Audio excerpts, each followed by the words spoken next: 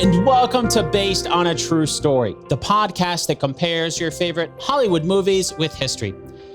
Today we're going to learn about the brand new epic history film, Napoleon.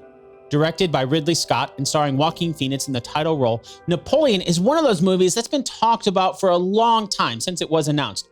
And now that it's here, I am super excited to talk to Alexander Mikaberidze about it. Alexander is a historian and professor at Louisiana State University who specializes in Napoleonic studies. Over the course of his career, Alexander has written extensively about Napoleon, including two fantastic books that are especially relevant to our discussion today: The Napoleonic Wars, A Global History, as well as Kutuzov, A Life in War and Peace, both of which you'll find a link to in the show notes for this episode. Alexander has been on the podcast a couple times before to chat about some other Napoleon-era movies, such as 1970's Waterloo and The Duelists, which was actually Ridley Scott's directorial debut back in 1977. Before we chat with Alexander about Ridley Scott's latest film, though, let's set up our game. Two truths and a lie. Now, if you're new to the show, here's how it works. I'm going to give you three things. Two of them are true, and that means one of them is an all-out lie. Are you ready? Okay, here they are. Number one, a frozen lake played a huge role in Napoleon's victory in the Battle of Austerlitz. Number two, Napoleon laid the foundation for much of modern-day French life. Number three, Napoleon knew about Josephine's death before he escaped exile in Elba. Got him? Okay, now as you're listening to our story today, your challenge is to identify which one of those is a lie, and then of course we'll do a recap at the end of the episode to see how well you did. All right, now it's time to connect with Alexander Mikaberidze about the historical accuracy of Napoleon. I know this is a movie that we've both anticipated for quite some time, but before we dig into some of the details, let's just start with an overview. If you were to give Ridley Scott's Napoleon a letter grade for its historical accuracy, what would it get? F. F? No, maybe D minus. I don't know. Somewhere between F and D. There is just enough. No, I think I would give him F for battle scenes, and I think C for some other scenes that do convey the historical, maybe in general outlook, convey the historical events, but then make changes as Ridley Scott was going along the way. Yeah. And we'll get into some of those details. As the movie starts off in 1789 in France, and it tells us that people are driven to revolution by misery, and then they're brought back to misery by the revolution. It talks about food shortages and economic depression driving anti-royalists to send King Louis XVI and 11,000 of his supporters to a violent end. And then after that, the French people set their sights on the last queen of France, Marie Antoinette. And we see in the movie the beheading of Marie Antoinette before a public audience who just cheers at her death. Do you think the movie did a good job setting up the way things were at the beginning of the French Revolution in 1789? I think that scene actually is among the better ones in the movie. Yeah, I think it does convey the drama, the tragedy of the French Revolution. I wish Scott simply had kind of maybe stayed a little bit closer to actual events, because that would have underscored the dramatic side of it. For example, that scene where Marie Antoinette at the beginning of the movie is huddling her kids, and she has this wonderful, beautiful hair, right? Well, in actual history, that hair was shorn. It was cut off, and she was taken to the guillotine with this kind of shaved off head. And I think in the movie, she still has the beautiful hair. But if he had actually shown what happened, it would have underscored the profound fall that this woman experienced from being at the top of the world to being to being this ridiculed, mistreated, humiliated, and tragic really person by October of 1793 when she's executed. And then, of course, the scene itself is set in what looks like a backyard of some Persian residence, when, of course, in actuality, all of this was the executions were taking place in a massive square, right? One of the key areas in Paris, which we still can visit, Place de la Concorde, where, if your listeners are ever in Paris and to visit that place and see where the Egyptian obelisk stands, well, back in 1793, that's where the guillotine stood, and that's where the queen was executed. So I think the scale of it is also missing. But overall, I think the emotional side is conveyed in that particular scene. But I think Ridley Scott has a problem overall with the kind of dealing with the history of both Napoleon and Revolution, in that he dumbs it down too much, kind of simplifies it too much. And so we are then, after this dramatic scene of a queen's execution, we are then kind of shown effectively a caricature, a lampoon version of revolutionary debates, of revolutionary discourse that was taking place there. We see Robespierre, that is kind of combined image of Robespierre and Danton. He looks absolutely nothing like actual Robespierre. And of course, the debates that Ridley Scott kind of shows us, they are in many respects are torn out of the context. And so in effect, I think the viewer doesn't get a sense of the magnitude, the importance, the transformative nature of revolution. Instead, what we see is a bunch of radicals running around and beheading people. Yeah, I could see how that's a challenge, because that could be a movie in and of itself outside of Napoleon, and so trying to capture Napoleon. As I was watching that, though, as the scene with Marie Antoinette's beheading, we see Napoleon there. Do we know if he was actually there? I got the impression the movie's trying to kind of tie him into this historical event to show him, because it is a movie called Napoleon. That's right. And we do know, again, that's one of the issues, is that Napoleon is among the most documented historical figures. So we can retrace him throughout his life down to effectively now. So that degree kind of documentation. So this whole Ridley Scott's famous, were you there? How do you know? Well, if you look how historians actually work and what the job of historian is, what the profession, the field of history is about, you know that we are not simply inventing stuff, right? We're following the evidence.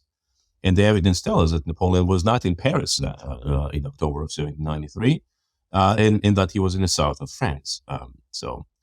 But having said that, I'm fine. See, this is the thing, is that I'm fine with film directors and artists, writers taking artistic liberty with those kind of things in order to emphasize the drama. As you pointed out, I think setting Napoleon there is actually a nice way of kind of opening the movie, because we know that Napoleon was at a different event. He was present in the storming of the royal palace in August of 1792, which was a violent event, much more violent than this. We're talking about a massacre of Swiss guards and the fall of monarchy. So it's much more kind of dramatic and a bigger scale. And we know that Napoleon was very critical of how the king's government, right, essentially how the state responded to this. And so he was dismissive of this rabble that he looked upon. And I think that scene where Ridley Scott shows him present and he kind of condescendingly, in some respect, looks at this rabble, that Napoleon, I think it works for me. It just, it didn't happen. Creative license, as they say. Well, the first battle that we see in the movie is at Toulon, and Napoleon, he's a captain there, according to the movie. He's in charge of taking the town. Although the movie says it's not really a town. Napoleon in the movie calls it a port. He says there's 2,000 English soldiers there. The British Navy controls the harbor, and it's trapping half of the French fleet. If the French lose those ships, then the entire Republic will fall. So it seems like a big deal to take that. And then we see the battle on December 16, 1793, according to the movie, when Napoleon's men take the fort first, then they turn the cannons on the British ships in the harbor. And after the victory, Napoleon is promoted from captain to brigadier general. Is that a pretty good depiction of what happened at Toulon? Again, in general terms, I think yes. So it's a very simplified narrative. It makes kind of, and understandably, because you have only, Ridley Scott only has about 2.5 hours to fit all of these events. And I think broadly, as you will see, as we will kind of discuss the movie, you'll see that time and again, I'll point out that I think the movie's key fundamental problem is that it tries to cover too much in a very short period of time, and therefore it has to quickly throw a viewer into a historical scene without providing the sufficient historical context. And so here in Toulon is actually a very interesting historical event because it is not necessarily the royalists who are rebelling in the city against the revolution. It is not simply the British who are kind of taking over the city, but rather it's a moderate revolutionaries who are resisting the radical revolutionaries in what is known as a Federalist revolt, who in August of 1793, concerned that a revolution was getting too radical, they decide to defy the authority of Paris. And so in Toulon, in other cities, you see more moderate revolutionaries coming to power and not listening to the central government in Paris. But the problem these moderate revolutionaries have is that they don't have enough force, enough manpower. And so when the central government responds by sending troops, these moderates have to find some protection. And in Toulon, they made, I think, the worst of the decisions they could have made, and that is they invited a foreign power. In fact, foreign powers. What the movie doesn't show is that it's actually Anglo-Spanish expedition that comes to Toulon, takes over the city, and that decision is absolutely politically kind of disastrous for these modern revolutionaries because it portrays them as traitors to the cause, as traitors to the nation. Of all the nations to surrender your fleet, British, right? If you're French, you're gonna give it to the British. And the movie is correct in terms of underscoring the importance of it, right? Here in Toulon, we have one of the largest naval bases that France has. And indeed, a substantial kind of portion of its fleet, or almost all of its Mediterranean fleet, was anchored here. So the loss of that fleet would have caused significant damage to the French naval power. Not that maybe not necessarily precipitated the fall of the Republic, but certainly would have been disastrous. And that's why the Parisian, right, this radical revolutionary government is so keen on recapturing Toulon. And I love the fact that, see, this is where Ridley Scott sometimes pays attention to small things and gets them right, and then screws up the bigger picture. So he was right. It's correct that when Barras, the commissioner, who is, by the way, never identified as such, right? We don't really know what Paul Barras, who plays such an important role in Napoleon's life and is shown in the movie, but what does he do really? We were not sure. But in any case, Barras is correct to say that the commander-in-chief of the army that was sent to Toulon was actually a career painter, right? There's a downside of revolutionary tribulation, that it may open careers to the talent, but sometimes it also opens careers to political appointees like Jean-François Carteau. But Carteau doesn't serve in charge, doesn't command the army for too long. It's clear that he's incompetent, and he's replaced by a capable guy, and that's again missing in the movie. Jacques-François Dugommier, who needs an artillery commander, somebody who can direct the artillery. And that's when Napoleon's name is mentioned. And as the movie shows, he is a young officer, and he's giving the charge of artillery at Toulon. And he comes up effectively with a plan on recapturing the city. So as he was the leader of the artillery, not necessarily the leader overall, the movie makes it seem like he's the grand strategist behind this whole thing. That's right. So he's not in charge of the army. That's correct. But he is involved in crafting this strategy alongside the actual commander-in-chief, Jacques-François Dugommier. Interestingly, again, to Americans, the connection, the guy who is the British officer who is in charge of the expeditionary force at Toulon is actually General Charles O'Hara, the same guy who fought in the American Revolutionary War and surrendered at Siege of Yorktown. And he comes over famous for all the wrong reasons. Fights Napoleon, yeah. Yeah. So he faced both Washington and Napoleon. The way this scene is set in Toulon itself, the fighting is again simplified, and Some is dramatized, but not maybe enough actually. So let's say the cannonball hitting Napoleon's horse. It increases the drama of it. But interestingly, Napoleon was wounded in this action, and this was the closest he ever got to actually being killed. So maybe that should have been shown, especially since the movie does show him fighting hand to hand and then leading the charge. So it would have been interesting kind of to show that this is not a kind of a coward who stands behind and kind of directs the troops from a distance. But he, when it was needed, Napoleon could and did expose himself to violence. But the way the fighting itself is done is nowhere near the actuality, because the fortifications that the French were storming were not the stonemason kind of massive bastions that you see. Those are actually part of Maltese defenses. But rather, these were the earthworks, kind of hastily constructed forts or batteries, as were known, in the middle of the peninsula, that did indeed overlook the bay. And Napoleon correctly predicted that if they take those batteries, they will gonna force the British to evacuate. I think the biggest peeve I have in for that scene is that while the British and the Spanish did lose quite a bit men, they did not lose ships. Only one British ship was captured, and then none of the ships, the British or Spanish ships, were actually damaged or destroyed. Instead, it's mostly that the revolutionaries were able to kind of try to save the French fleet that the British have. But even then, many of the ships that the British left behind, the French ships, right, they were damaged. It's interesting you when you're mentioning the ships, and I didn't think about this until just now, but the movie sets up, if the French lose half their fleet there, the Republic's going to fall. But then throughout the rest of the movie, we don't see them using the ships that they were that they were trying to save there. And so they just kind of shift away from the importance as far as the movie's setting that up. Oh, yeah. And Napoleon complains about boats. You think you're so great because you have boats. You get boats. Oh, yes. We'll get to that.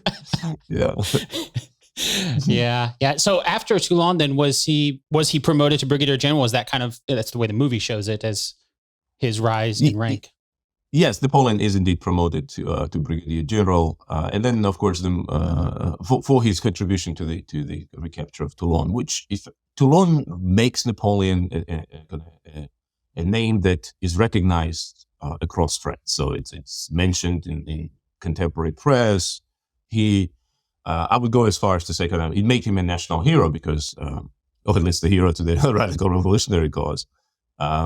Because at this very point, he actually is identifying himself with this Jacobin cause, with this radical revolutionary cause. He writes a very interesting political treatise called Sapere Bocere, in which he advocates in favor of radicalism.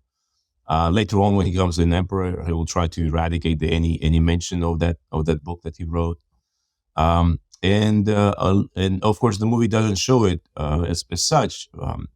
After the downfall of Robespierre and the Jacobins in the summer of '94, Napoleon was arrested for his for being associated with the Jacobin cause. He was fortunate that he had friends at the right places, and who made sure that he remained imprisoned in the south of France, where the anti-Jacobin terror was not as prevalent. And so if he had been sent to Paris, who knows how things would have turned out, because a lot of those Jacobins were they executed or simply exiled. So history might have been different. But as it was, after the fall of Robespierre, he was detained, imprisoned, then released, and then he found himself essentially unemployed because he has this political stain on him. Mentioning Robespierre, and I shift after Toulon in the movie, it shifts to the end of the reign of terror. And according to the movie, Napoleon's brother, Lucien, tells his brother that Robespierre is unfit to rule. And then we see him talking to French Assembly, things turn violent, and he runs away, pulls a pistol on men chasing him, but then that misfires, and then he pulls another pistol and shoots himself in the head, but it's not a fatal shot, although it seems that he intended it to be. And then the movie cuts to some prisoners who find that their prison guards just seem to be completely missing. They get a key off a desk there, release themselves, and the movie has some text on the screen to let us know that this is the end of the Reign of Terror, July 27, 1794. 41,500 prisoners are released. And I was watching this, I just felt like the movie was just cutting so quickly between these different events, saying he's unfit to rule, really without much of an explanation why. Then we see him being attacked, goes to the extreme of killing himself, trying to kill himself at least, and then just showing the prisoners seem to be ordinary citizens. But again, it doesn't really give a lot of context to a lot of it. So can you fill in some historical context about what's going on with Robespierre and the Reign of Terror? Absolutely. And I think you're right that the movie moves so quickly into this, through all of this, that I know that my friends who are not historians have felt confused and dazzled and thrown into the deep water without able to understand what and why and how. But in a nutshell, what happens is that in the fall of 1793, right, we have several factions emerging in amidst this revolutionary government. You have a faction of kind of ultra-revolutionaries who demand for more substantive reforms and especially focus on kind of social and economic equality. So this is a group led by Jacques Hébert, a very interesting guy who kind of oftentimes spoke in favor of kind of redistribution of the wealth, and creating a more egalitarian society. And then you have on the opposite end, in many respects, you have kind of the more moderate revolutionaries who thought that what Hébert and his supporters wanted was too radical, was going too far. And these were the people who rallied around Danton, this remarkable figure, one of the giants of French Revolution. And so these two big factions are kind of fighting over what kind of reform should we introduce. What is the future really of France? What is the future of revolution? What kind of society we want to build? And in between them, we have these Jacobins, right, led by Maximilien Robespierre, who are kind of exploiting both sides, both groups for political purpose. Ultimately, what Robespierre concludes is that he concludes that the Hébert and his radicals are too radical, especially after they started pushing for de-Christianization, closing churches, suppression of organized religion. And so in the late fall of 1793, or so almost winter of 93, Robespierre uses Danton and the moderates to destroy the radicals by accusing them of being too radical for their own good. Once they are destroyed, and literally, I mean, we talk about them being executed. Once they were removed, Robespierre then switches and hates the Danton and his supporters as being too moderate for the good of revolution, and has them detained and executed in the spring of 1794. So by the time we get to the summer, as the movie is shown, Robespierre and this Committee of Public Safety, this group of 12 men from the Jacobin kind of group that are running the show, well, they feel unchallenged, right? They have this enormous power. They justify that power by saying that we need to win the war. We have too many challenges. We have too many enemies. But by the summer of 1794, situation has changed. France actually put in place a remarkable system of mass mobilization, population control, and that allowed them to defeat the invading armies. And by 94, actually start, and this is quote unquote, liberating neighboring territories, right? So spreading kind of revolution to places like Belgium or Rhineland. And that then caused the members of the French Parliament, this national convention, to ask, why do we need these emergency measures? Why do these 12 men in the Committee of Public Safety led by Robespierre, why do they have this enormous power? All this time they were saying that we needed to win the war. Well, it seems like we're winning, right? Can we undo the terror, right? Can we undo these emergency laws that effectively make any French citizen a suspect in the eyes of the government? And so when Robespierre pushes back and says, no, we are not winning yet. We need this system to make sure that all these enemies, whether overt or covert enemies, are eradicated. That's when in July of 1794, a group of members of the National Convention, this French Parliament, decide to take matters in their own hand and organize a coup against him. And it's a fascinating scene of two kind of political factions maneuvering around, kind of, because Robespierre is fully aware that this coup is coming, so it's not as spontaneous as is shown as in the movie. And of course, it doesn't all take place in the same room, effectively, like as the movies it shows. But I think for dramatic purpose, I would have been fine with that scene if it was set in a proper context. So as it was, Robespierre is indeed injured, and there's the debate whether he shot himself or somebody else shot him. I think all the evidence suggests that he tried to kill himself but missed. And he indeed kind of shattered his jaw in that scene where Barras sticks his finger in his injury. I think that was actually a good scene. And Robespierre indeed, on the following day, on July 28, Robespierre and his members from the Committee of Public Safety are all executed, which marks the end of terror and the beginning of this so-called Thermidorian reaction, when those who were in power are now removed and now being actually victimized by the people that were victims yesterday. And part of the Thermidorian reaction was releasing political prisoners. And among these prisoners was indeed this young widow, Josephine de Beauharnais. So the movie then got it, because it does show one of the prisoners being freed. It focuses on her, who then she meets, at least in the movie, she meets Napoleon at something called the Survivors' Ball in the summer of 1794. And that's actually one of my favorite scenes. I think I don't recall ever seeing the Survivors' Ball actually shown in the film, and that it did take place. And if you notice in the movie, the Josephine is wearing kind of red kind of thread or red ribbon on her neck that was again signifying this kind of that she was a survivor of the terror and that she lost a family member to the guillotine. So those little details are, I think, quite interesting. And overall, that particular scene, I think, works. Yeah. In the movie, we see Napoleon getting pretty much smitten by her. I won't say love at first sight, but it kind of has that kind of feel to it there. And then a little bit later, again, the movie's moving pretty quickly. We see the two of them getting married.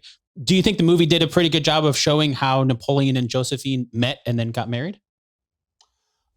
Yes and no. Is that on one hand, Ridley Scott has to move, keep the pace and keep us moving.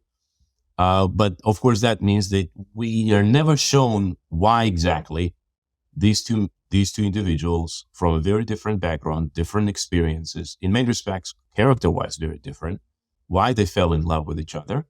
Napoleon passionately loved this woman and did so throughout his life. We know that for sure. With Josephine, that's where the big question is raised. I think in the first few years, she went, or at least certainly when she met him, she went into this relationship from a very pragmatic point of view.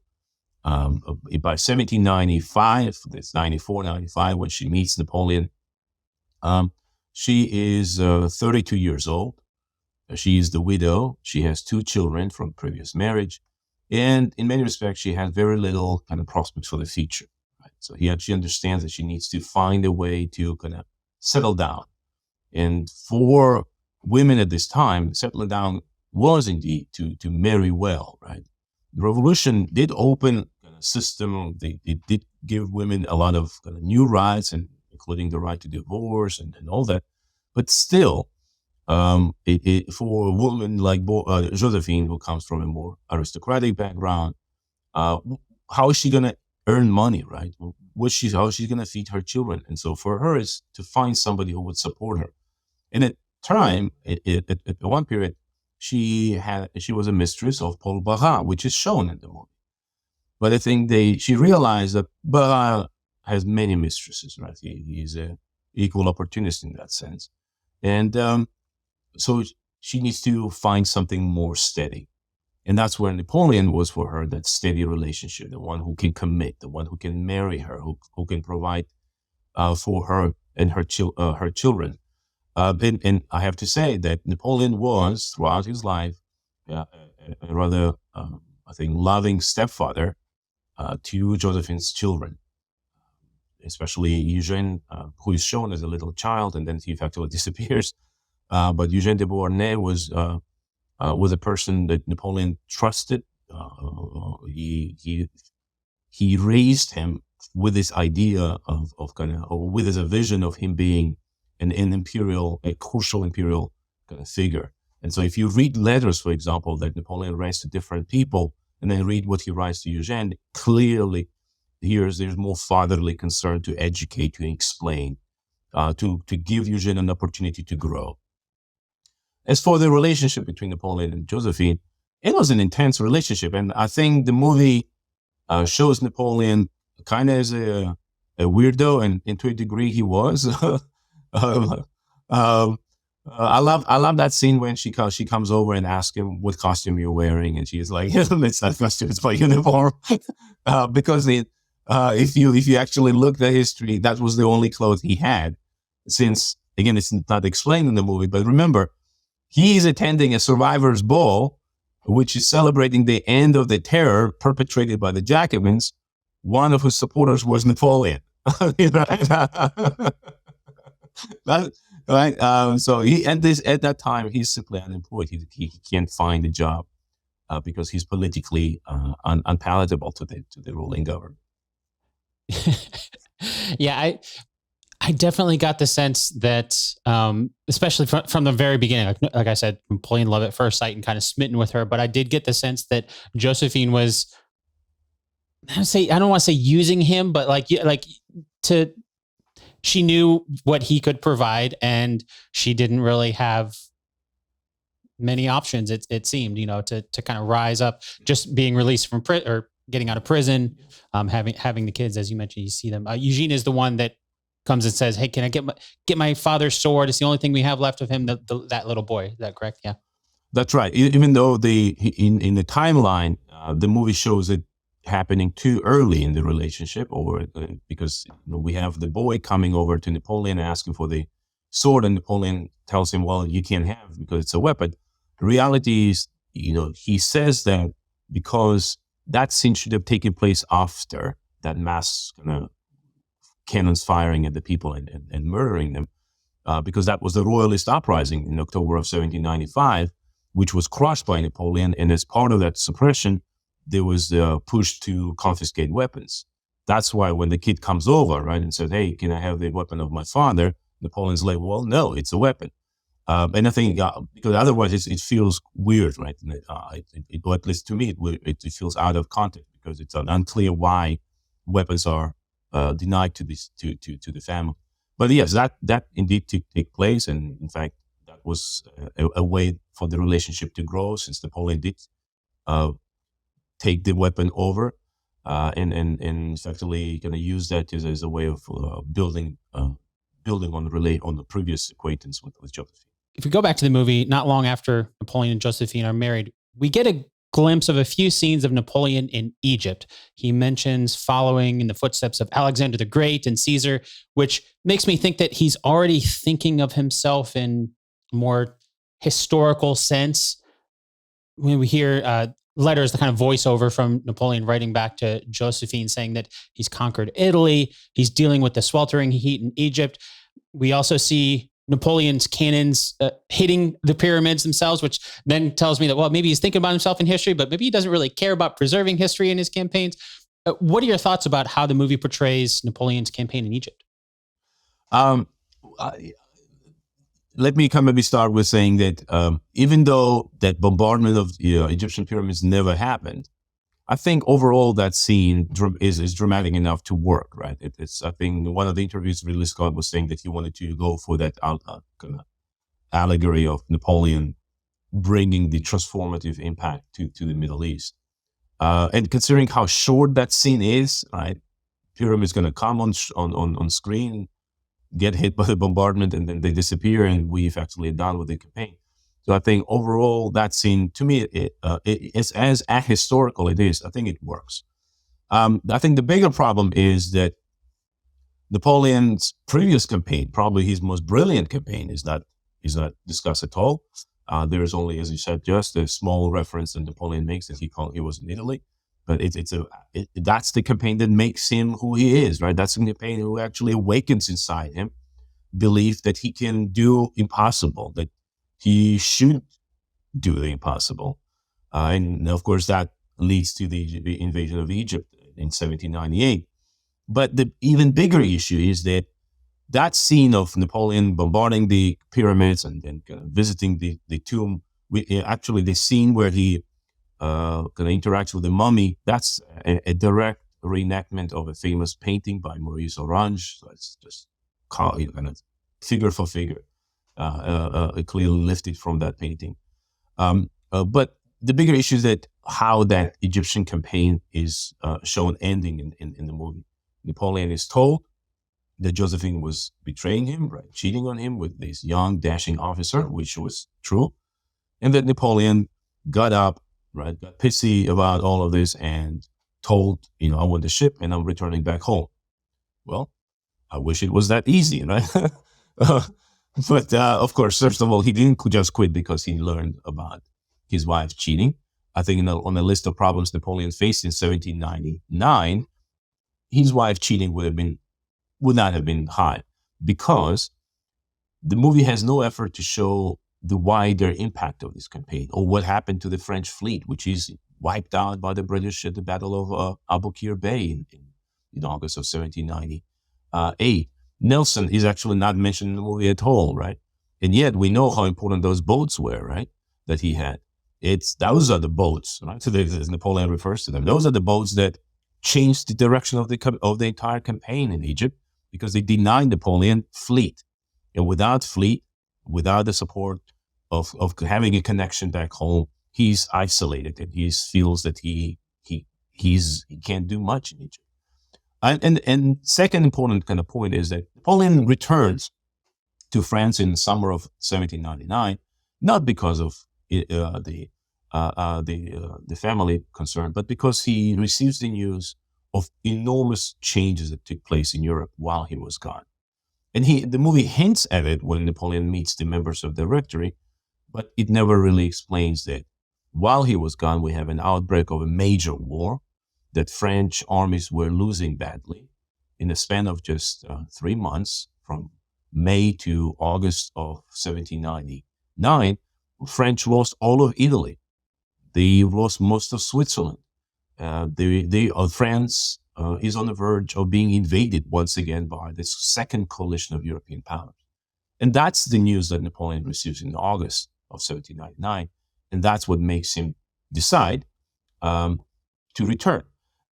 Well, we can debate whether his decision was part of that arrogance that he shows, that he's the only figure who can save France. We can debate whether his decision to leave the army and go was desertion or not. Right? Those are, I think, important issues to discuss. But as it was, he returned to France in October of 1799 as a national figure who had the only track record of winning. So that's the fascinating thing, is that we know that the Egyptian campaign overall was the failure. French were ultimately defeated and kicked out. But when Napoleon comes back, he comes back with this aura of exotic East, this aura of invincibility. He comes with this news that he was crushing the Ottoman, the Mamluk armies. The British victory at Aboukir, which destroys the French fleet, is barely having any impact on his reputation, because he's not a naval commander, and he could blame that on the admiral. So by the time he comes in October of 1799, I think his reputation is so prominent that people kind of listen to him, and then they look what he will do, and there is a hope that he might bring stability and order to a country that had been lacking them for the past decade. Yeah, the movie does mention very briefly, you said some of those things that you mentioned, it does heavily focus on Napoleon's leaving Egypt because he hears about Josephine's affair. And then when he gets back, he very quickly turns that around to the members of the Directory, like, you deserted your men. And he turns it around and is like, well, France is bankrupt. They're spending money as fast as you can print it. The Anglo-Russians have occupied Holland. The Austro-Russians have overrun Italy. France itself is on the verge of being invaded, like you mentioned there. And again, I got the sense that the movie's just skipping so many things.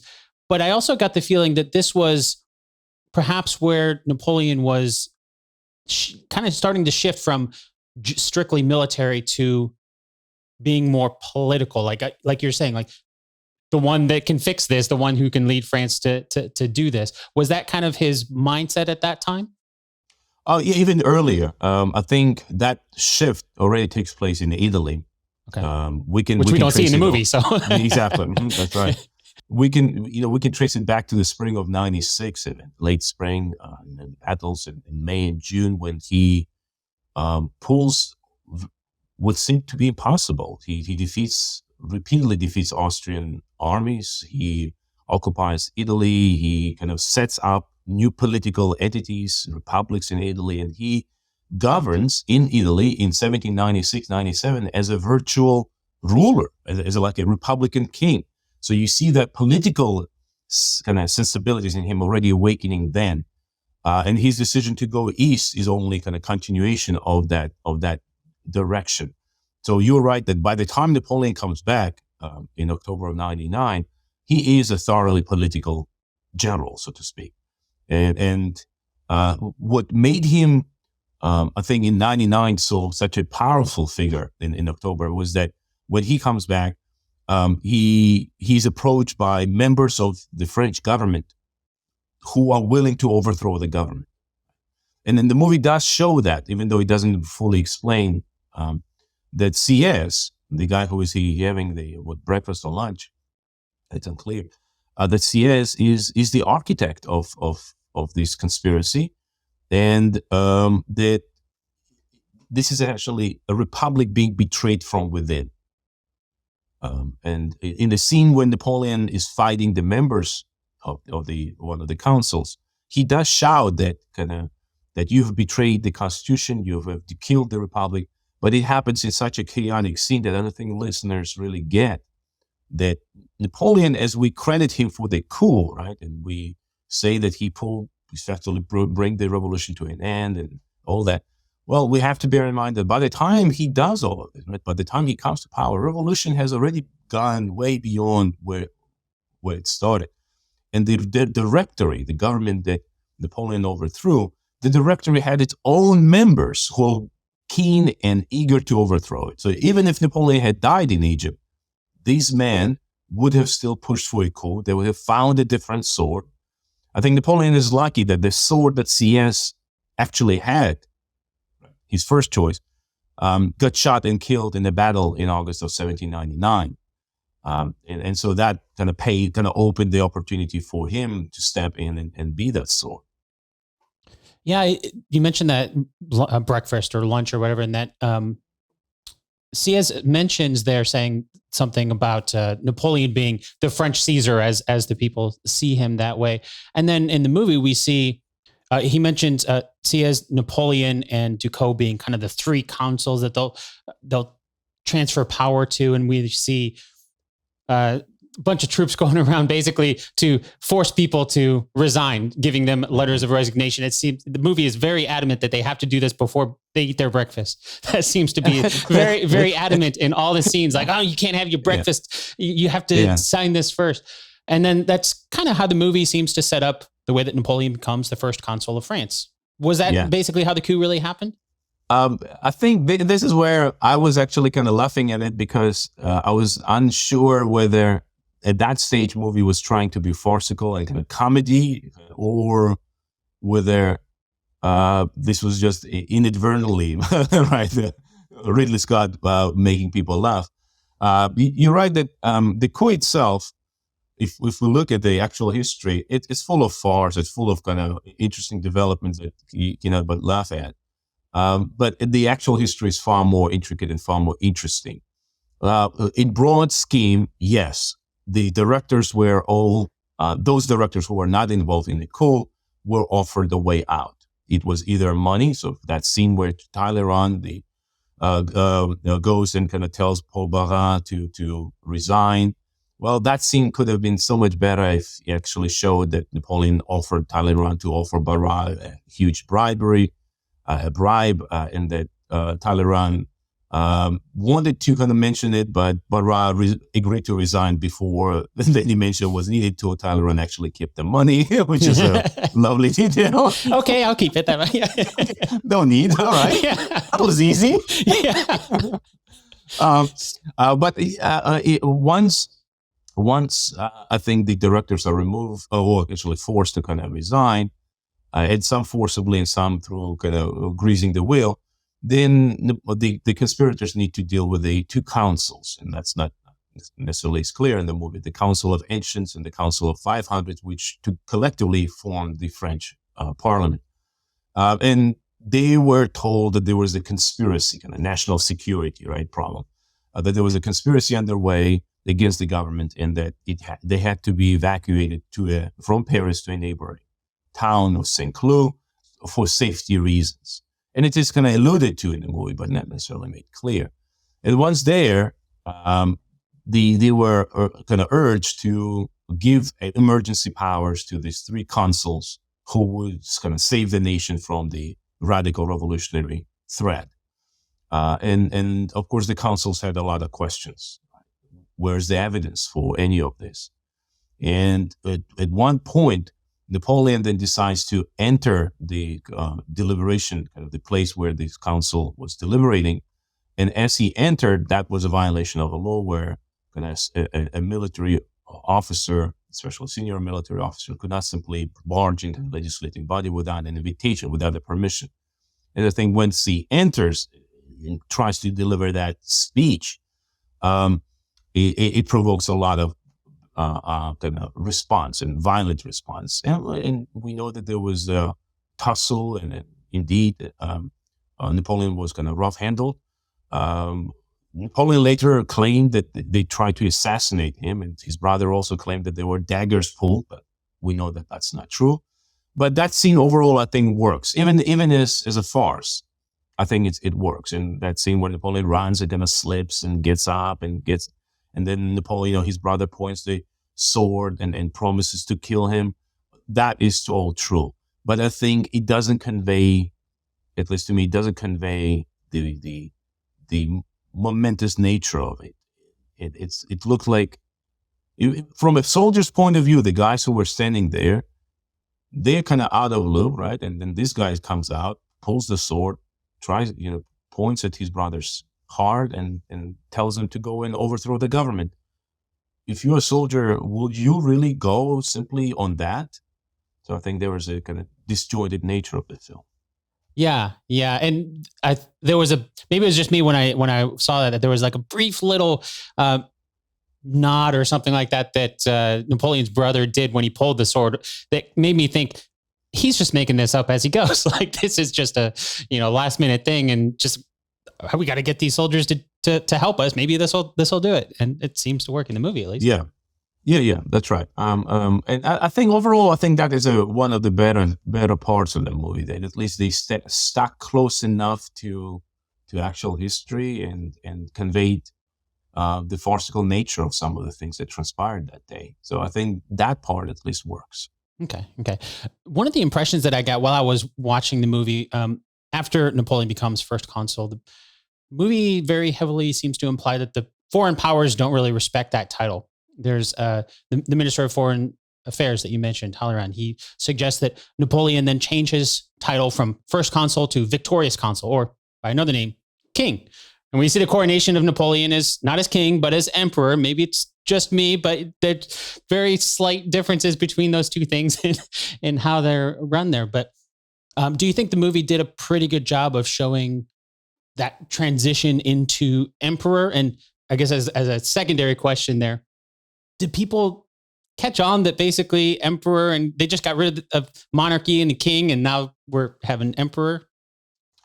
I think that's one of the biggest problems this movie has, and it tries to rush through 4 years of remarkable transformations.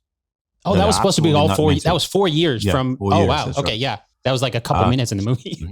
Exactly, and I think what it does essentially, it fails to show why a nation of 30 million people would actually agree to this. As you said, why would French, who overthrew the king just a few years earlier, now accept emperor? And the answer to this is because what Napoleon did in those 4 years of what we historians refer to the period of consulate. When as the first consul, he effectively lays the foundation to what is today modern France, right?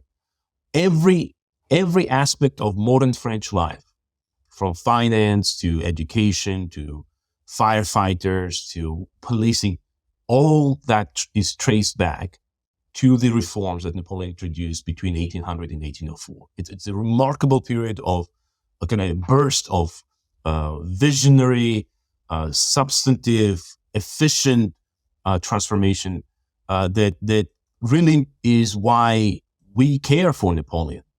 This is a moment why Napoleon truly shows that he is not an ordinary figure. And especially considering that he is just 30 years old when he comes to power, that he is politically, administratively, financially is quite inexperienced. But for him to throw himself onto these national problems, vast national problems that France confronted for a decade, and to find a way to solve is absolutely stunning. Within a few weeks after taking power, Napoleon creates a civil administration which proved to be the one and only stable political institution France has had for the past 200 years. And then we see the same thing with him establishing Bank of France, with him establishing the new financial standards, rewriting legal codes, Code Napoleon not even mentioned in the movie, creating new educational system, rewriting tax laws, and on, right? These are what, as Napoleon put, the blocks of granite upon which his legacy would be built. And these are also those blocks of granite upon which the modern France is built.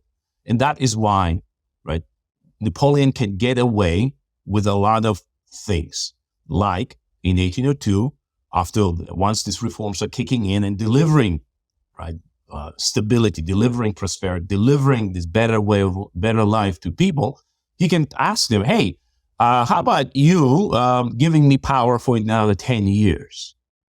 And then he comes back and says, 10 years is too short. You like these reforms?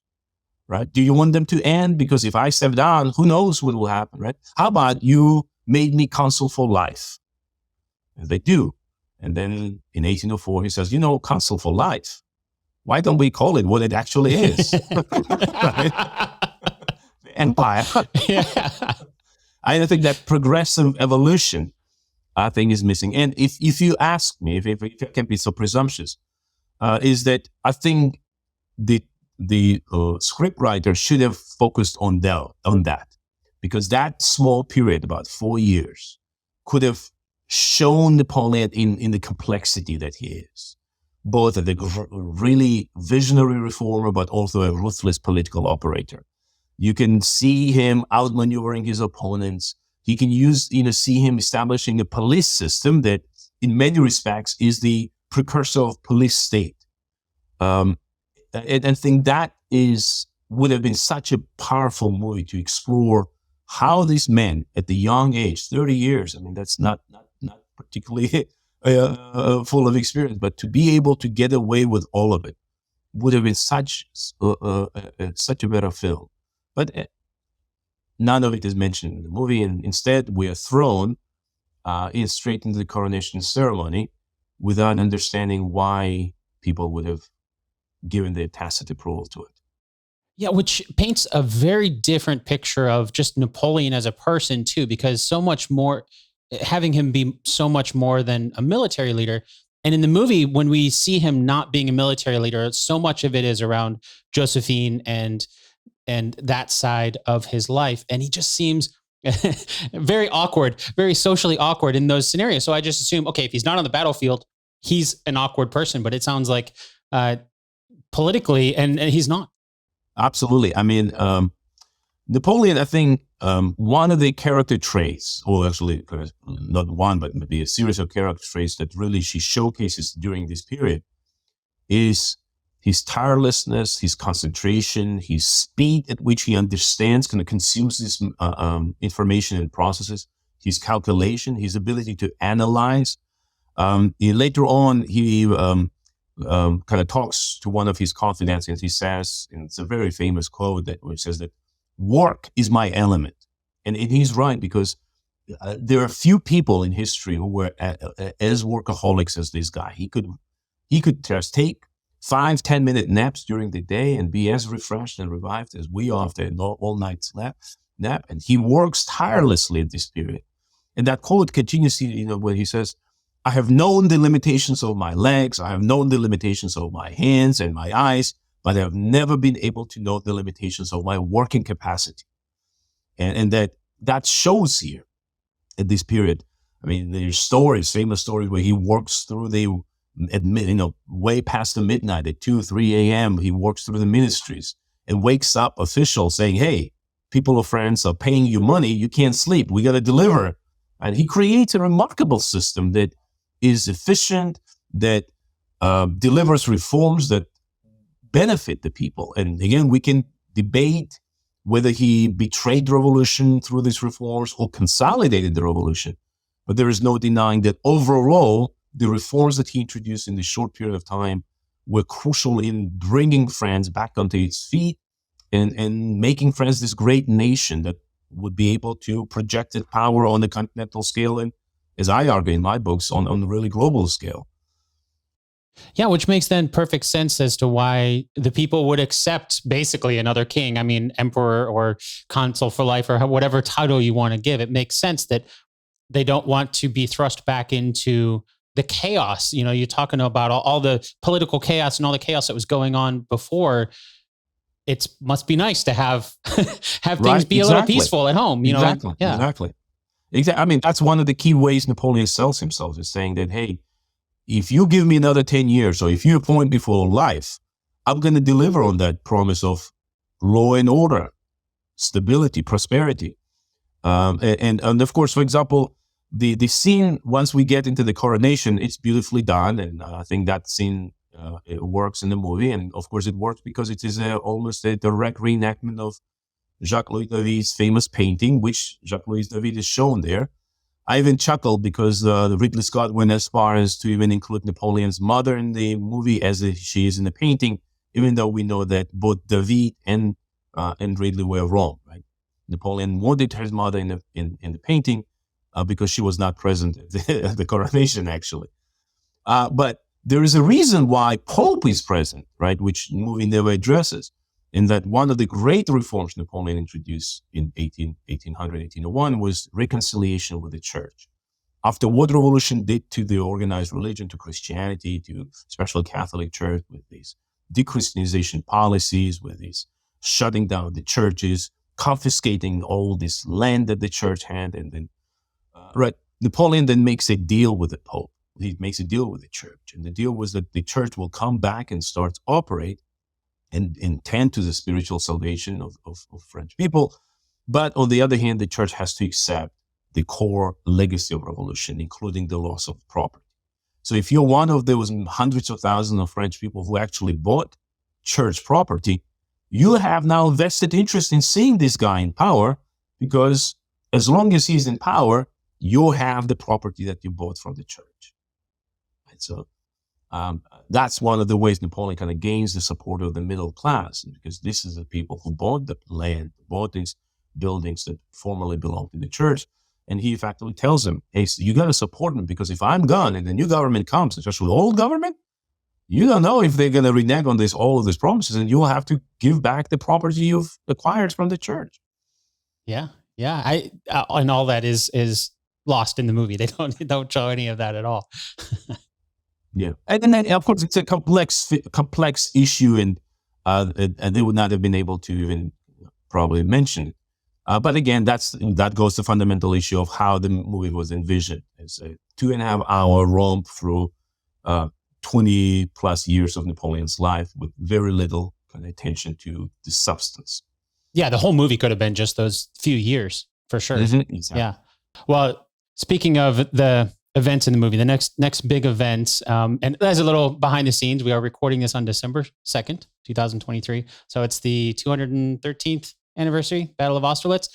And that is one of the major battles that we see in the movie. We see Napoleon and the French facing Tsar Alexander of Russia, Francis of Austria.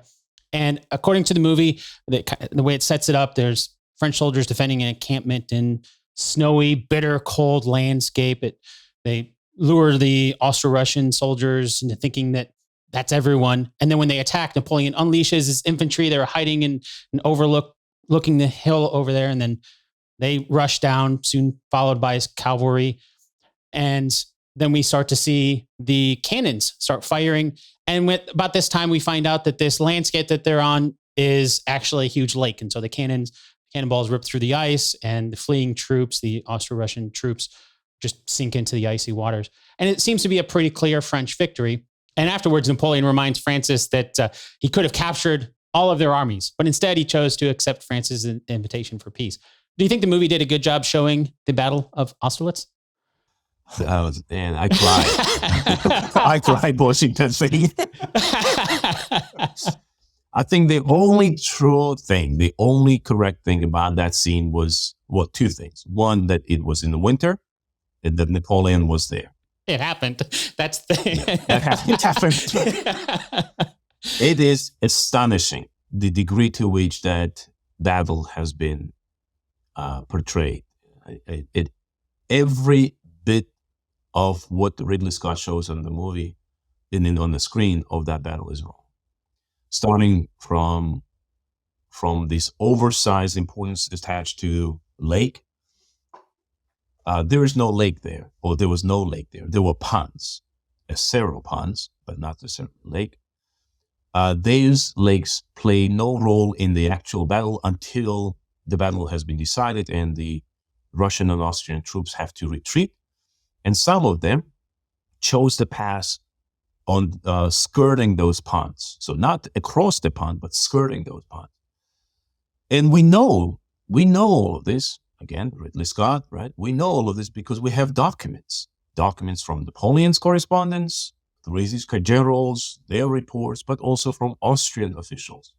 We know that after the battle, Napoleon really wanted to see whether, these enemies, these Austrians and Russians, drowned in this lake. So he actually had those ponds drained after the battle. And when they did, they only found 3 bodies. Wow. 3 bodies. I think we saw more than that in the movie in just the few like whole army drowned in there, right? Yeah. Alongside those 3 human bodies were about 150 horses and about 28 cannons that were abandoned on the edge of the pond. So they got stuck and they couldn't remove. That's it. And that was, by the time the battle is already decided, they're simply fleeing and abandoning people or equipment behind. The battle is, to the present day, Austerlitz is one of the most brilliant tactical operational battles ever fought. There is a reason why the military academy at West Point still teaches Austerlitz to the American officers, because it's such a brilliant operation in which one general, Napoleon, is able to predict and is actually predict what the enemy will do and then impose his battle plan on them. And it is absolute brilliance of Napoleon. None of that is there. There is no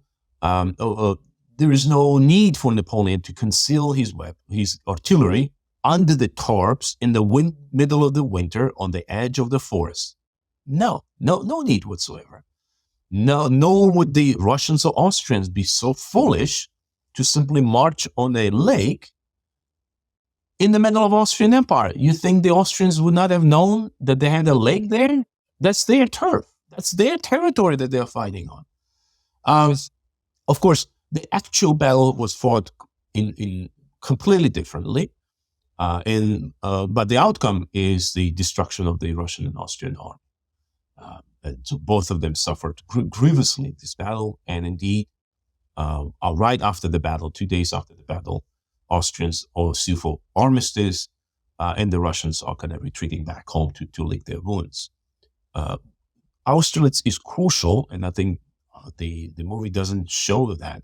It's crucial to the history of Europe because it really transforms Napoleon from being kind of dominant figure in France and maybe Western kind of corner of Europe to a figure who has a complete dominance in Central Europe.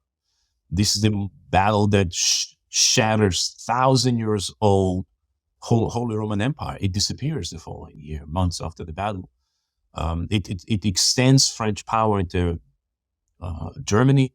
It turns Napoleon really in the most dominant figure that the rest of Europe has to again unite to confront him. And they do. It's the very next year, in 1806, they try to confront him again, which the movie makes no mention of. and Napoleon shatters that coalition too in an equally brilliant battle at Jena Auerstadt. And then that then allows him to really introduce substantive reforms that change the history of Europe. All of this is missing. Yeah, they don't. I mean, it was interesting to me that was one of the battles that they focused on the most in the movie, but it sounds like, and then they just completely got it all wrong. Every little, the only thing was right is that it simply happened, and it happened in the winter. Napoleon was there. That's the only correct thing. I'm always puzzled in this movie. Ridley Scott shows armies carrying what looks like a boatload of flags. Every tent has a flag. Every soldier has a flag. And these are not regimental flags, interestingly. They're kind of national flags. And of course, that creates maybe a visually interesting scene with all these flags kind of flattering on the wind. But of course, no army carried that many flags. It does make a much better visual scene, though, for the movie. Yeah. Well, something that we see throughout the movie that we haven't really talked about much yet is Napoleon's focus on having a son to be an heir. And according to the movie's timeline, after Austerlitz, that drives his divorce from Josephine. It's the reason why he marries the eldest daughter of King Francis, Marie Louise, who then, according to the movie, does bear a son with Napoleon. Was the movie accurate to explain the reasons for Napoleon's divorce from Josephine to have a son? Yes, I think. Overall, that was the important consideration that Napoleon had through those years. Is that you can build all this this imperial entity that stretches by 1808, 1809, stretches from Spain to Poland and from Denmark down to Croatia. It's the largest empire, right, since the days of Charlemagne. It's incredible what this man is able to accomplish in the matter of just 5 years. But all that is for naught unless you can continue, right? Can establish a dynasty on a firm foundation. And so Napoleon explores various ways he could deal with it. He, for example, considered adopting his nephews, the children of one of his brothers. At one point, he even broaches that maybe he can appoint one of his brothers as his successor, or maybe one of the generals, right? But ultimately, and maybe it's kind of his self-centered nature and the egotism of it, or narcissism, whatever you want to call it, is that he believes that, he should have a son, he should be able to continue his line, and that his son should inherit all of this. And he knew by that time that the problem was not his, but that the problem was with Josephine. He knew it not because his mother procured him a mistress, which is an absolutely ridiculous scene in the movie. Napoleon, as an emperor, as a freaking emperor of this empire, doesn't need his mom soliciting. I thought that was really weird. Right? Especially his mom standing there and waiting for him to go in. Giving him drinks, like, I need another drink. Yeah. Yeah. Crazy, that was really strange. Yeah. No, Napoleon was, he was active.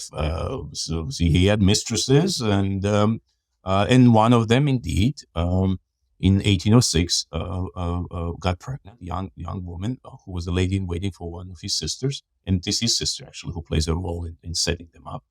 And she got pregnant and gave birth to a boy. And once that happens, Napoleon knows that's it.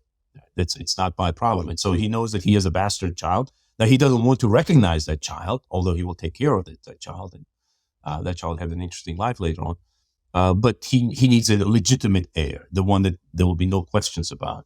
And Josephine cannot do that, and because the movie alludes to that when she was in prison, right, and that stress of what she went through during the terror clearly had an impact on her body. She probably went through an early menopause. And she was no longer able to conceive children. And so Napoleon then, by 1808, not 1809, understands that he needs to have a new wife. So he has a separate issue, this is a huge political issue, both in terms of leadership for the empire, but also how do you get a divorce, right? For the emperor, so he needs to seek papal support. Pope refuses to grant, and so you have a really interesting political shenanigans kind of going on around this issue of divorce. Ultimately, he does divorce Josephine and marries Marie-Louise, the Austrian Archduchess, as you mentioned. But he always maintained close relationship with Josephine. Josephine received a nice estate at Malmaison. That's actually one of the interesting kind of sad things about the movie is that neither Parisian scenes nor the Malmaison scenes were actually shot at the locations. So what you see as a Malmaison is actually some estate, probably in the English countryside. It's not an actual Malmaison. So it would have been nice to have an actual location that you can look at and feel what Josephine would have been kind of doing. But Malmaison is a wonderful place. It's just a short ride from Paris today. And once you get to this estate, I took my kids this summer, so we spent the whole day there. It's you can see Josephine's imprint on that place to the present day. She's ubiquitous. She's everywhere. And Napoleon used to visit her there, and she would kind of talk to her, and he did when his child with Marie-Louise was born. He did bring that baby to Josephine, and I like that scene when she huddles that baby, looks at him and says, "You don't know what I sacrificed, right, for you."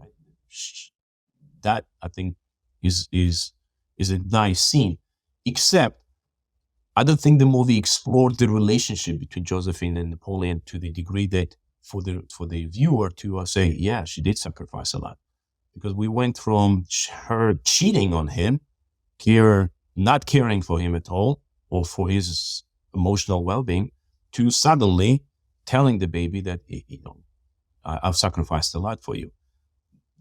There is almost a decade of relationship is missing, the decade in which they've grown to like each other. At least she has grown to like and appreciate and value who Napoleon really was.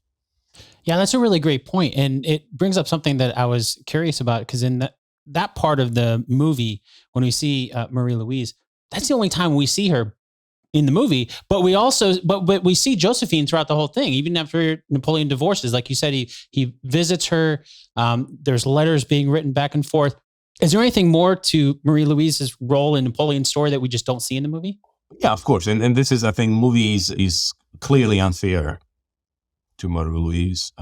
Marie-Louise had a fascinating life. You said that she was an eldest child of an Austrian Emperor Francis. She was born in 1791, so by 1810, when she's married Napoleon, so she's only 19 years old. So there's a significant age discrepancy, difference between Napoleon and her, and Napoleon kind of emphasized that difference. So he always was kind of treating her differently than to how he treated Josephine. Josephine was older woman, right, more experienced, more mature, more refined woman. And Marie-Louise was a young girl, as far as Napoleon is concerned. So her relationship with her, it was inherently different from the relationship he had with Josephine. But if you read the letters he's writing to Marie-Louise, he's again a rather doting husband, and he always kind of goes out of his way to kind of make sure that she's not bored, that she's entertained, that everything kind of works well, because he understands the importance of this marriage, both for political purposes, right? He needs the alliance with Austria, but also because that's his wife and she needs to bear more children, right? One baby is good, but you never know what will happen to this baby. And child mortality rates were quite high. So he needs more children. And so in the movie, as you said, Marie-Louise has a little 10 seconds, right, on the screen, and then she's shuffled to the side. But in actuality, Napoleon invested a lot of time and effort in cultivating relation, building this marriage up. That was one of the scenes where, even not knowing how much the movie shifted around timelines, I knew that they were shifting the timeline, because he meets her. He's like, as soon as he meets her, you want to see my bedroom? And then literally a couple of seconds later, you have a son. I was like, okay. Yeah.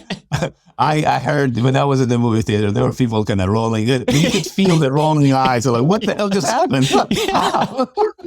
Yeah. Which kind of alludes to there was another scene where Napoleon's talking to Josephine, where she was having trouble having a baby. And he's like, unless you bear me a child tonight. I was like, that's not how it works. Yeah. Yeah. She's not pregnant, so that's not how. Yeah. And that's not gonna happen.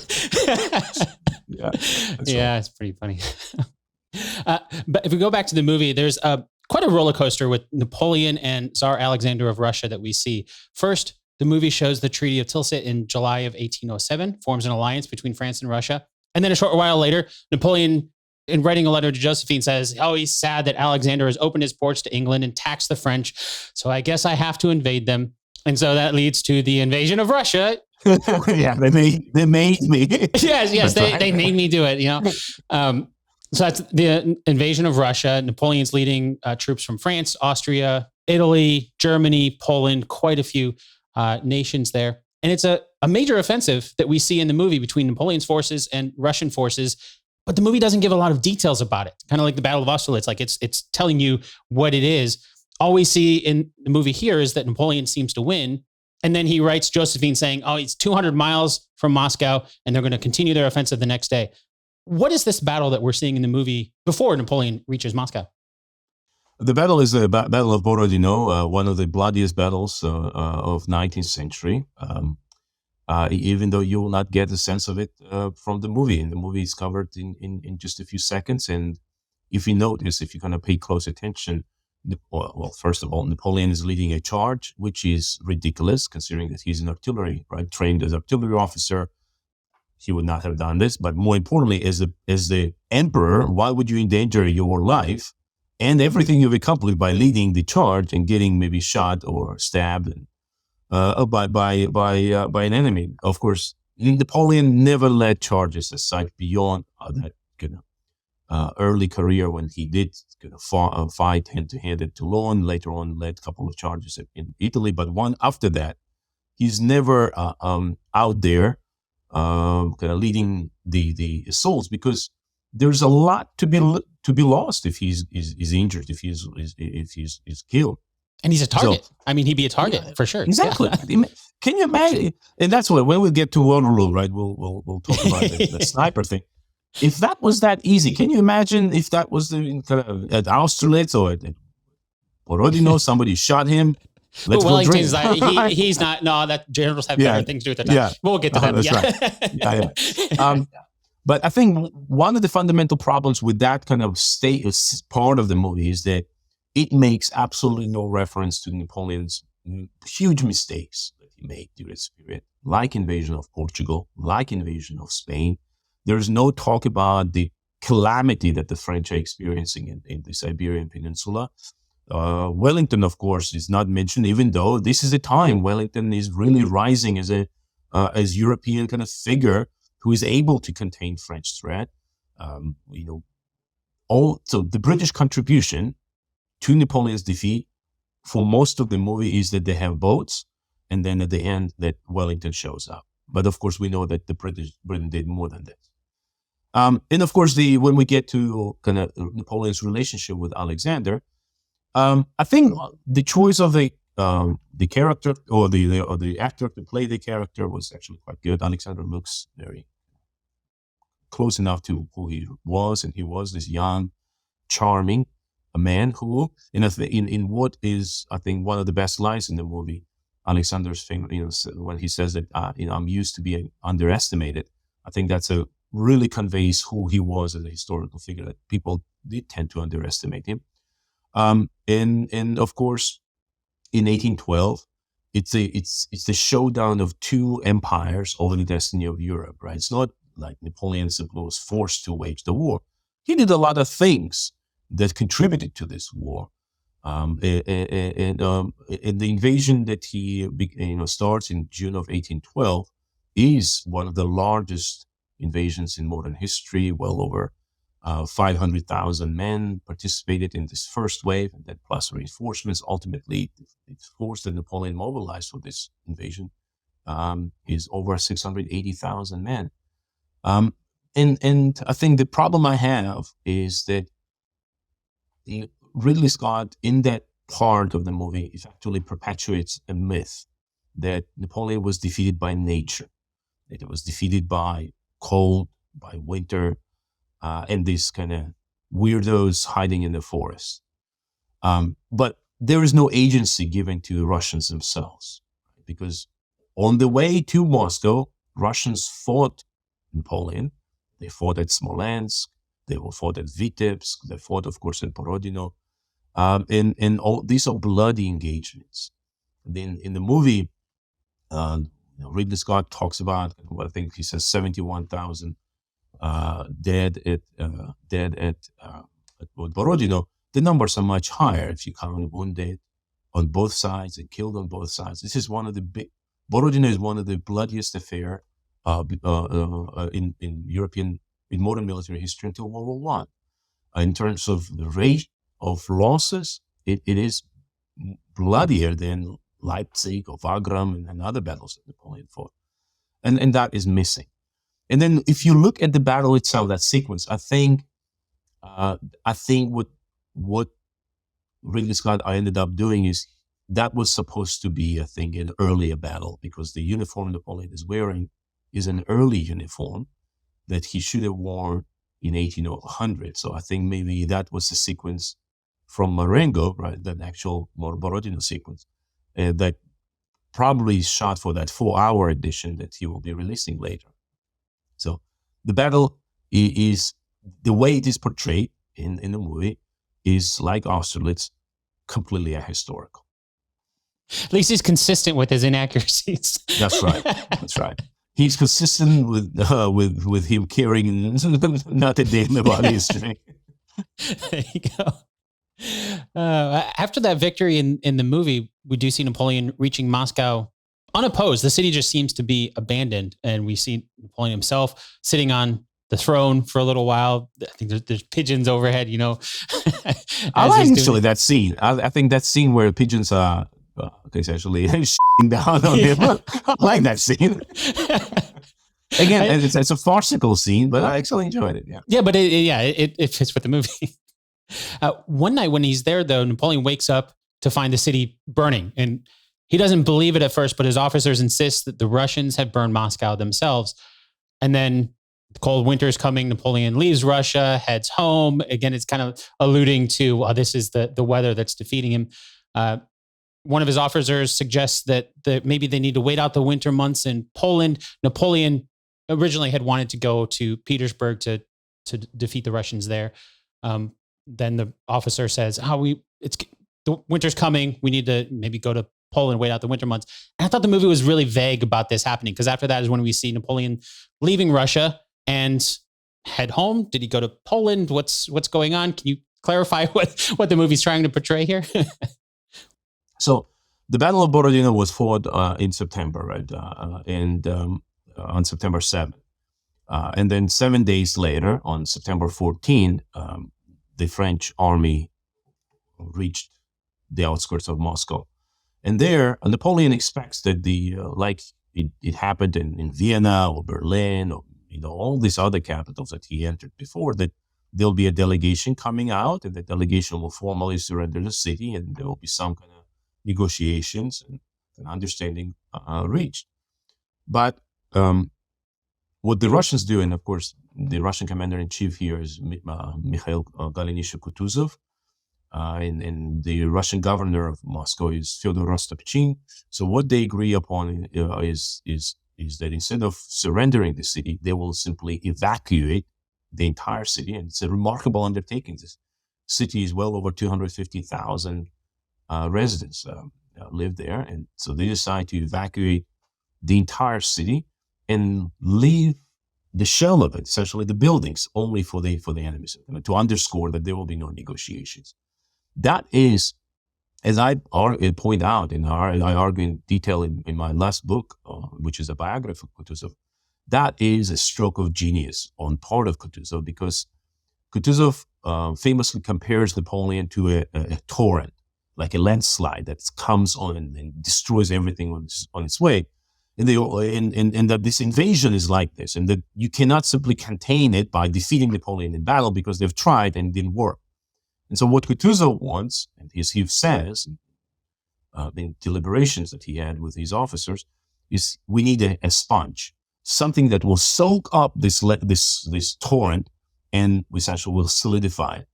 And for him, For Kutuzov, that sponge is Moscow, because he correctly predicts that Napoleon, as a political leader, will stop in Moscow and seek a political resolution to a war at a time when Kutuzov knows that political resolution is not forthcoming. This is not the war he will negotiate himself out. Alexander has no interest in negotiating with Napoleon. But Kutuzov deliberately gives him Moscow because he hopes that Napoleon will stop there, and he does. Now, in the movie, it's shown as if Russians burned it. And again, I have a separate book that I wrote about just the fire of Moscow. And ultimately, I think I conclude that the city would have burned without there being a deliberate effort to do it. Moscow is a city where 2/3 of buildings are wooden. And with the evacuation going on, which is the first time in modern times, the first time a city of that size is completely evacuated. And they remove everything, police, firefighting equipment, fire brigades, everything goes. So in that process, of course, incidents are prone to happen. And you only need really a candle that is falling over that can ignite a conflagration that will be impossible to extinguish because the city authority is not there, firefighters are not there, fire equipment is not there.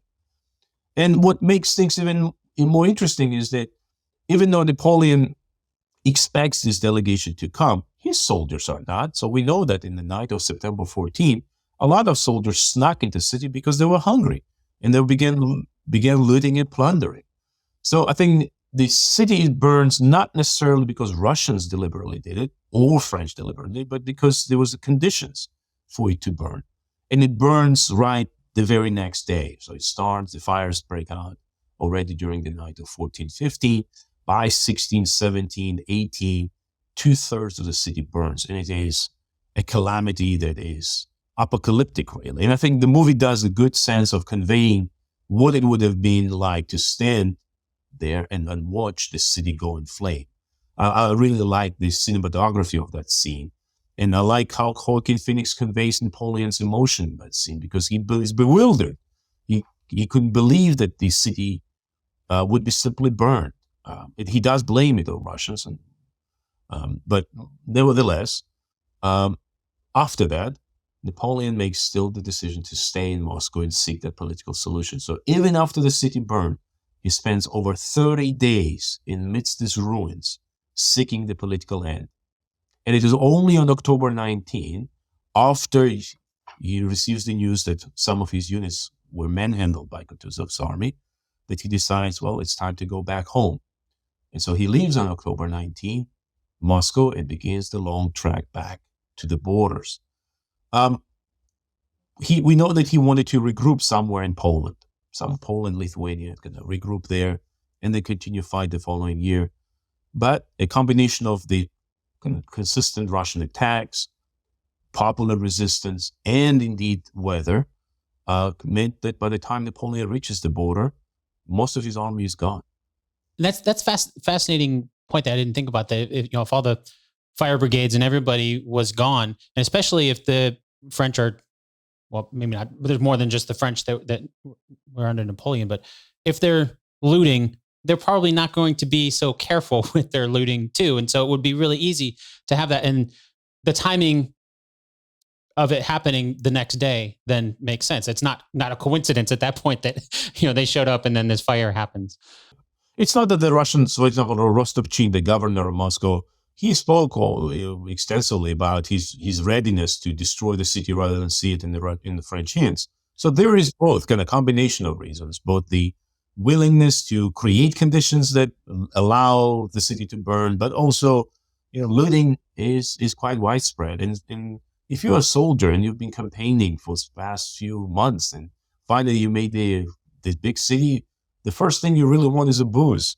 And they go in and try to find taverns and cellars and kind of to get drink and food. And, things get out of hand. Oh, you mentioned when Napoleon reaches the border, they had almost nobody left. And in the movie, when he returns home, he's chastised. They say he left with 600,000 men and he's returning with 40,000. And so for that reason, the movie says a coalition of Austria, Prussia, Russia, and England, along with agreement from the French Council, has decided that they're going to exile Napoleon to an island called Elba. Is that really why Napoleon was exiled? Well, the movie skips over 2 years of titanic struggle. I'm not surprised at this point. Yeah, I mean, it's not that Napoleon simply returned from Russia and was overthrown. I wish it was like that, because it would have saved hundreds of thousands of lives. But it took 2 years of combined efforts of European powers on the continental scale to bring him down. Right? Because in the spring of 1813, right after the calamity in Russia, Napoleon comes back with vengeance. He raises a new army of some 300,000 men, beats the crap out of Russians and Prussians in the spring, and then he makes the mistake of not kind of seeking a political compromise with the coalition in the summer of 1813. His intransigence means that Austrians join the war on their side of the coalition. The war is resumed in the fall, and you have these massive battles that culminate in the Battle of the Nations, the largest battle before World War I. Right? This huge clash, over 500,000 men fighting for 3 days for the destiny of Europe. None of it is mentioned. Napoleon is defeated. He's forced to retreat to France. He still continues to fight. In fact, in 1814, he fights what is probably one of his best campaigns. Small force, kind of fighting in overwhelming odds and getting away with it. He wins 6 battles in 7 days. It's just stunning. And only then, after 2 years of exhaustion, fight, hundreds of thousands of losses, that in April of 1814, with allies, with Alexander already in Paris, right, chilling, then Napoleon realizes that's it, the war is lost. And he has this meeting with marshals, and marshals famously tell him, you got to go. He says, no, I'm not going to go, right? I will rally the army and I'll fight on. And the marshals tell him, well, the army follows its leaders and you are not it. We are the leaders. So you got to sign it. And so he does sign the abdication in favor of his son. That abdication is rejected, so he abdicates completely. And he's given, I would say, a cushy deal. And that's largely because of the Russian emperor, where Napoleon is not imprisoned. He's not kicked out and sent to some godforsaken place, but he's given a wonderful Mediterranean island to rule, Elba. And that movie does, I think, outline the basic structure of the deal quite well. He will be emperor of Elba. He will be given enough funding, 2 million francs a year, which French government was supposed to be paying him. He could have his own army. He could have his own kind of small fleet, and he could have his own symbols of power. And in the movie, once you kind of quickly shift to Elba, you see the flag that is carried behind Napoleon, this white canvas with red band and 3 golden beasts. That's the flag of Napoleon, the Kingdom of Elba. Yeah, I thought it was interesting. Another hint that I had while I was watching the movie that they were skipping a lot was that this coalition was Austria, which Marie-Louise was Austrian, so there was some shift there. And then England is involved in there. Throughout the whole movie, England is the enemy, but now they're teaming up with the French Council. I was like, okay, there has to be some stuff going on here that they're just not showing. And this is crucial. And then this is crucial not just for the defeat of Napoleon, but it's crucial for the post-Napoleonic reconstruction.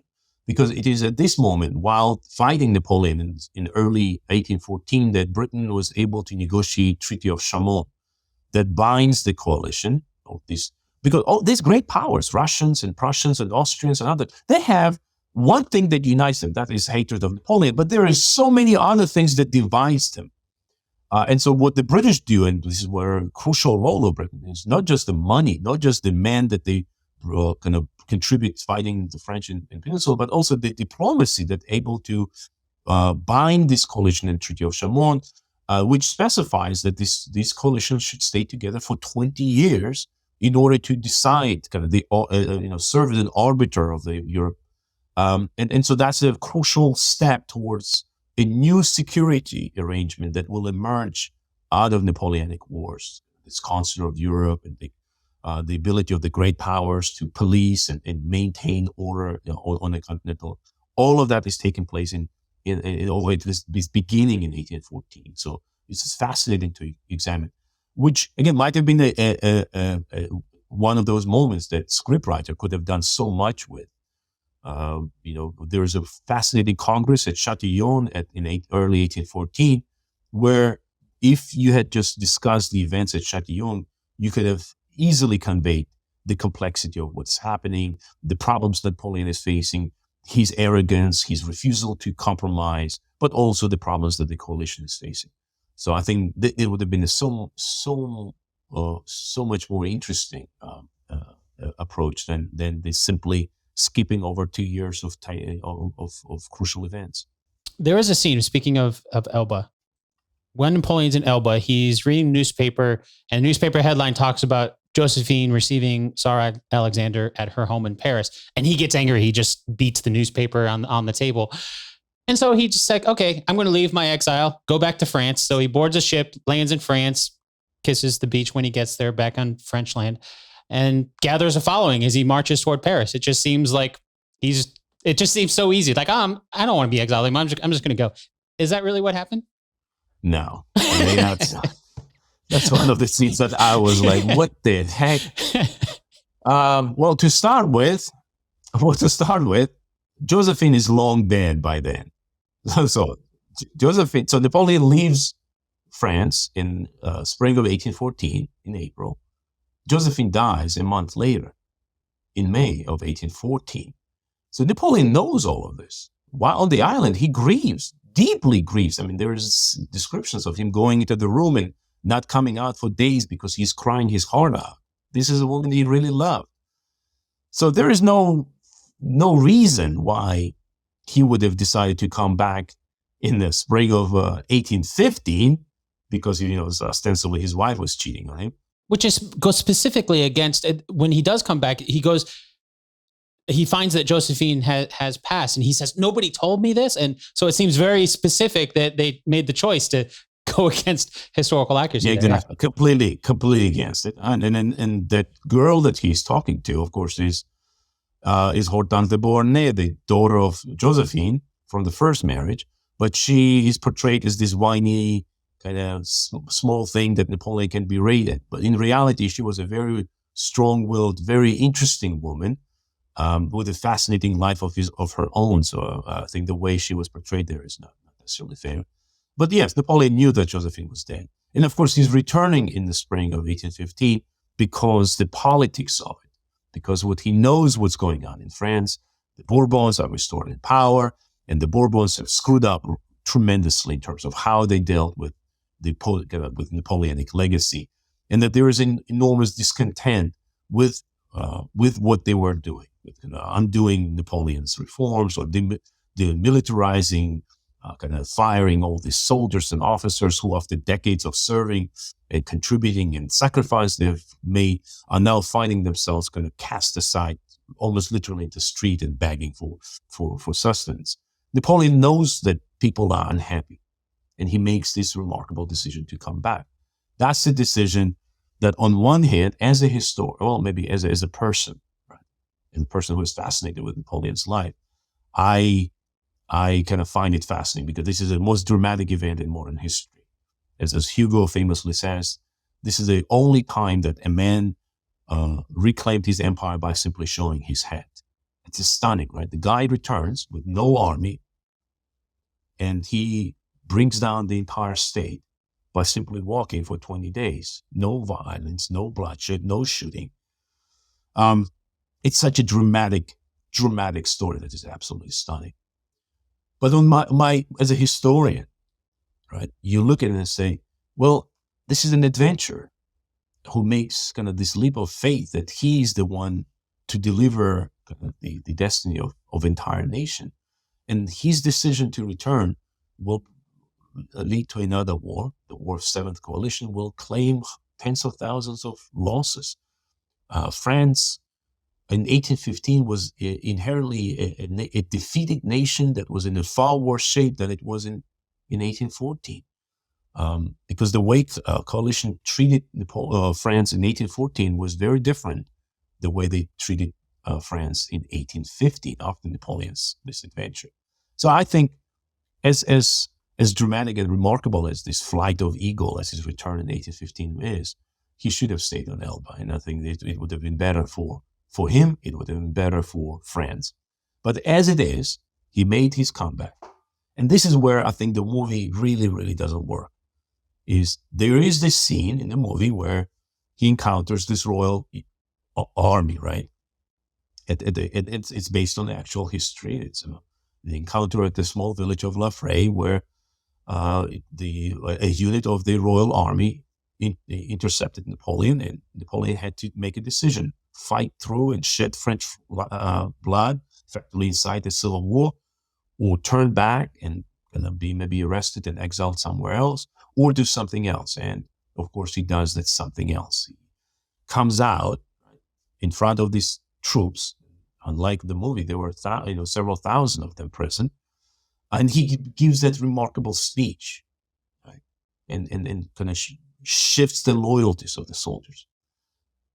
But I think in the movie it doesn't work because for 2 hours, by that time, the viewers have spent 2 hours looking at Napoleon as this spoiled, petulant, whiny brat.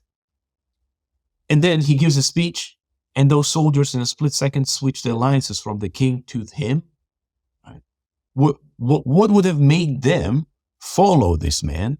What would have made them make a decision to turn over their entire life for this fretful, insecure, tongue-tied man? Right. I think that's a biggest kind of disconnect I have, because we know this thing happened. We know that Napoleon was able to sway those men, and that allowed him to reclaim Paris 2 weeks later. And yet, we don't get a sense of who he is. Is he a visionary? Is he a tyrant?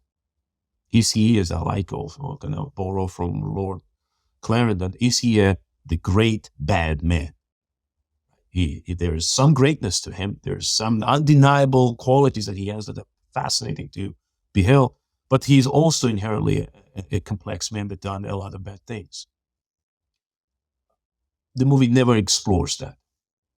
Yeah, which I think a lot of the things that you've mentioned before, the complexity of the political side and how he set things up in those 4 years to set up what, a lot of modern things in France. Exactly. That's what, when those soldiers were looking at him, that's what they were thinking, right? Yeah, they were thinking, it's not just one guy. It's not just this fretful guy, but rather what he stands for. He stands for all those reforms that we've been benefiting from. And we have to make a decision. Do we want that guy who promised and delivered before and hopefully will deliver again, or this new government who is actually screwing us?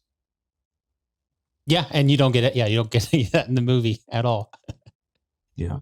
Speaking of the movie, in the movie's timeline, it's March of 1815 now, and we see the Congress of Vienna. Arthur Wellesley, the Duke of Wellington, is talking about setting up an alliance to end Napoleon.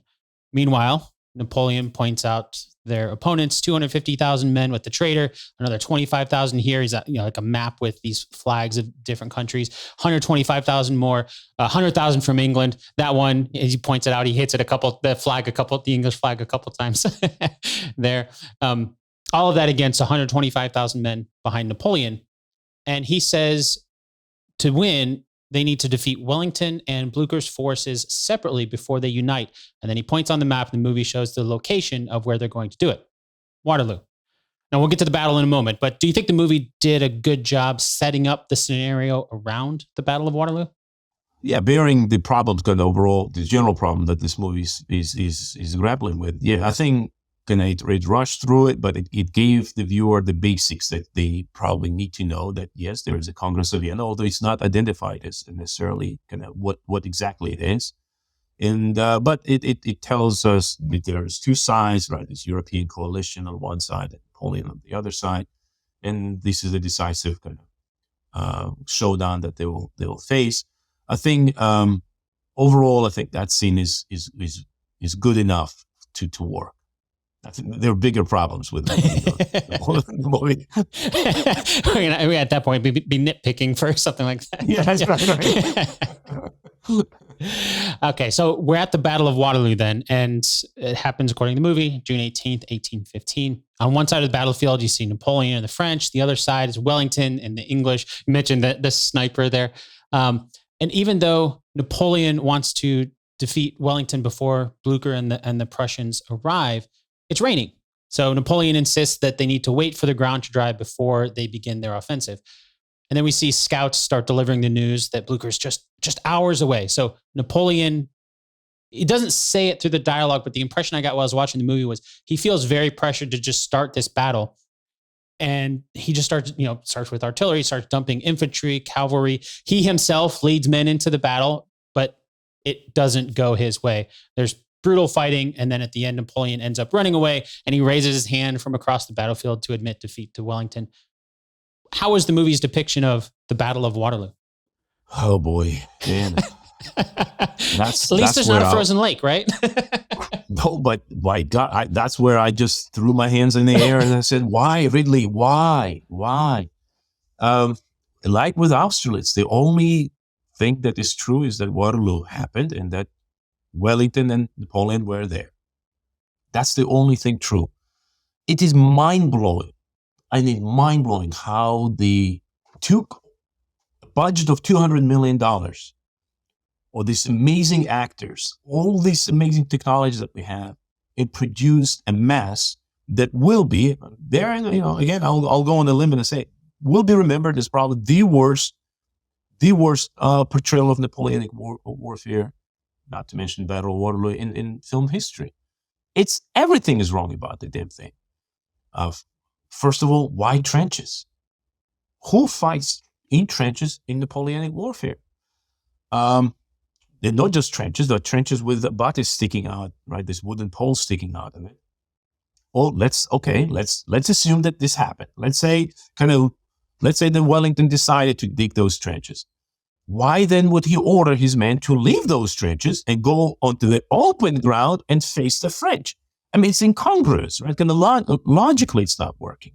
Not to mention that it's historically incorrect. And then, of course, the way it's fought, it's like they just throw everything into this big jambalaya. Remember, I'm in Louisiana. Into this big jambalaya dish, infantry and cavalry and artillery, and all of them are just fighting in this one big free fall in the middle of the field. That's not how battles are fought. There is no control. There is no reasoning. There is no thinking to it whatsoever.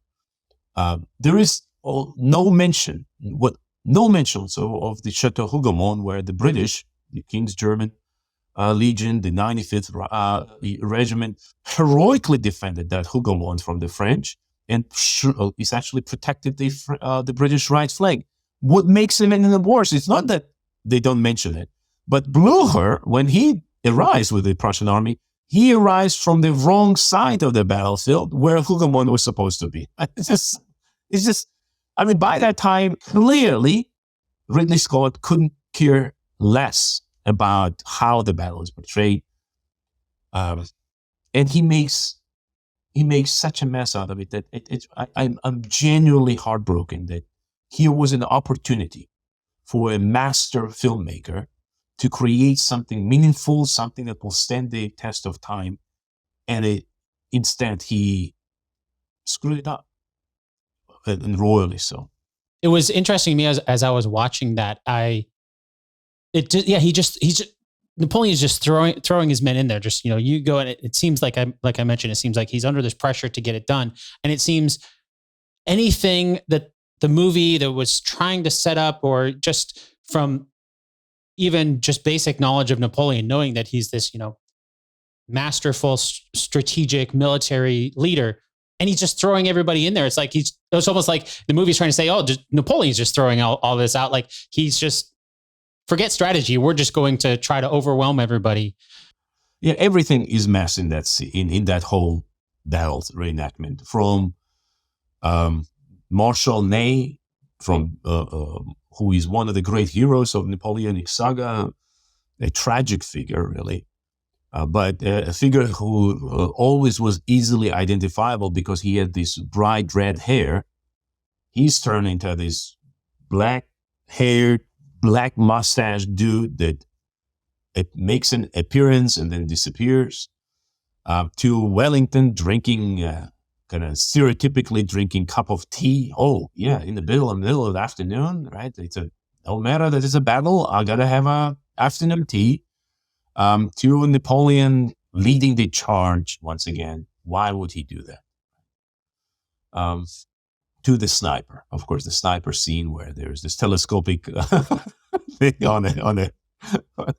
Which they went back to, because after the whole scene, like on pain, Wellington says, on pain of death, you're not going to shoot Napoleon.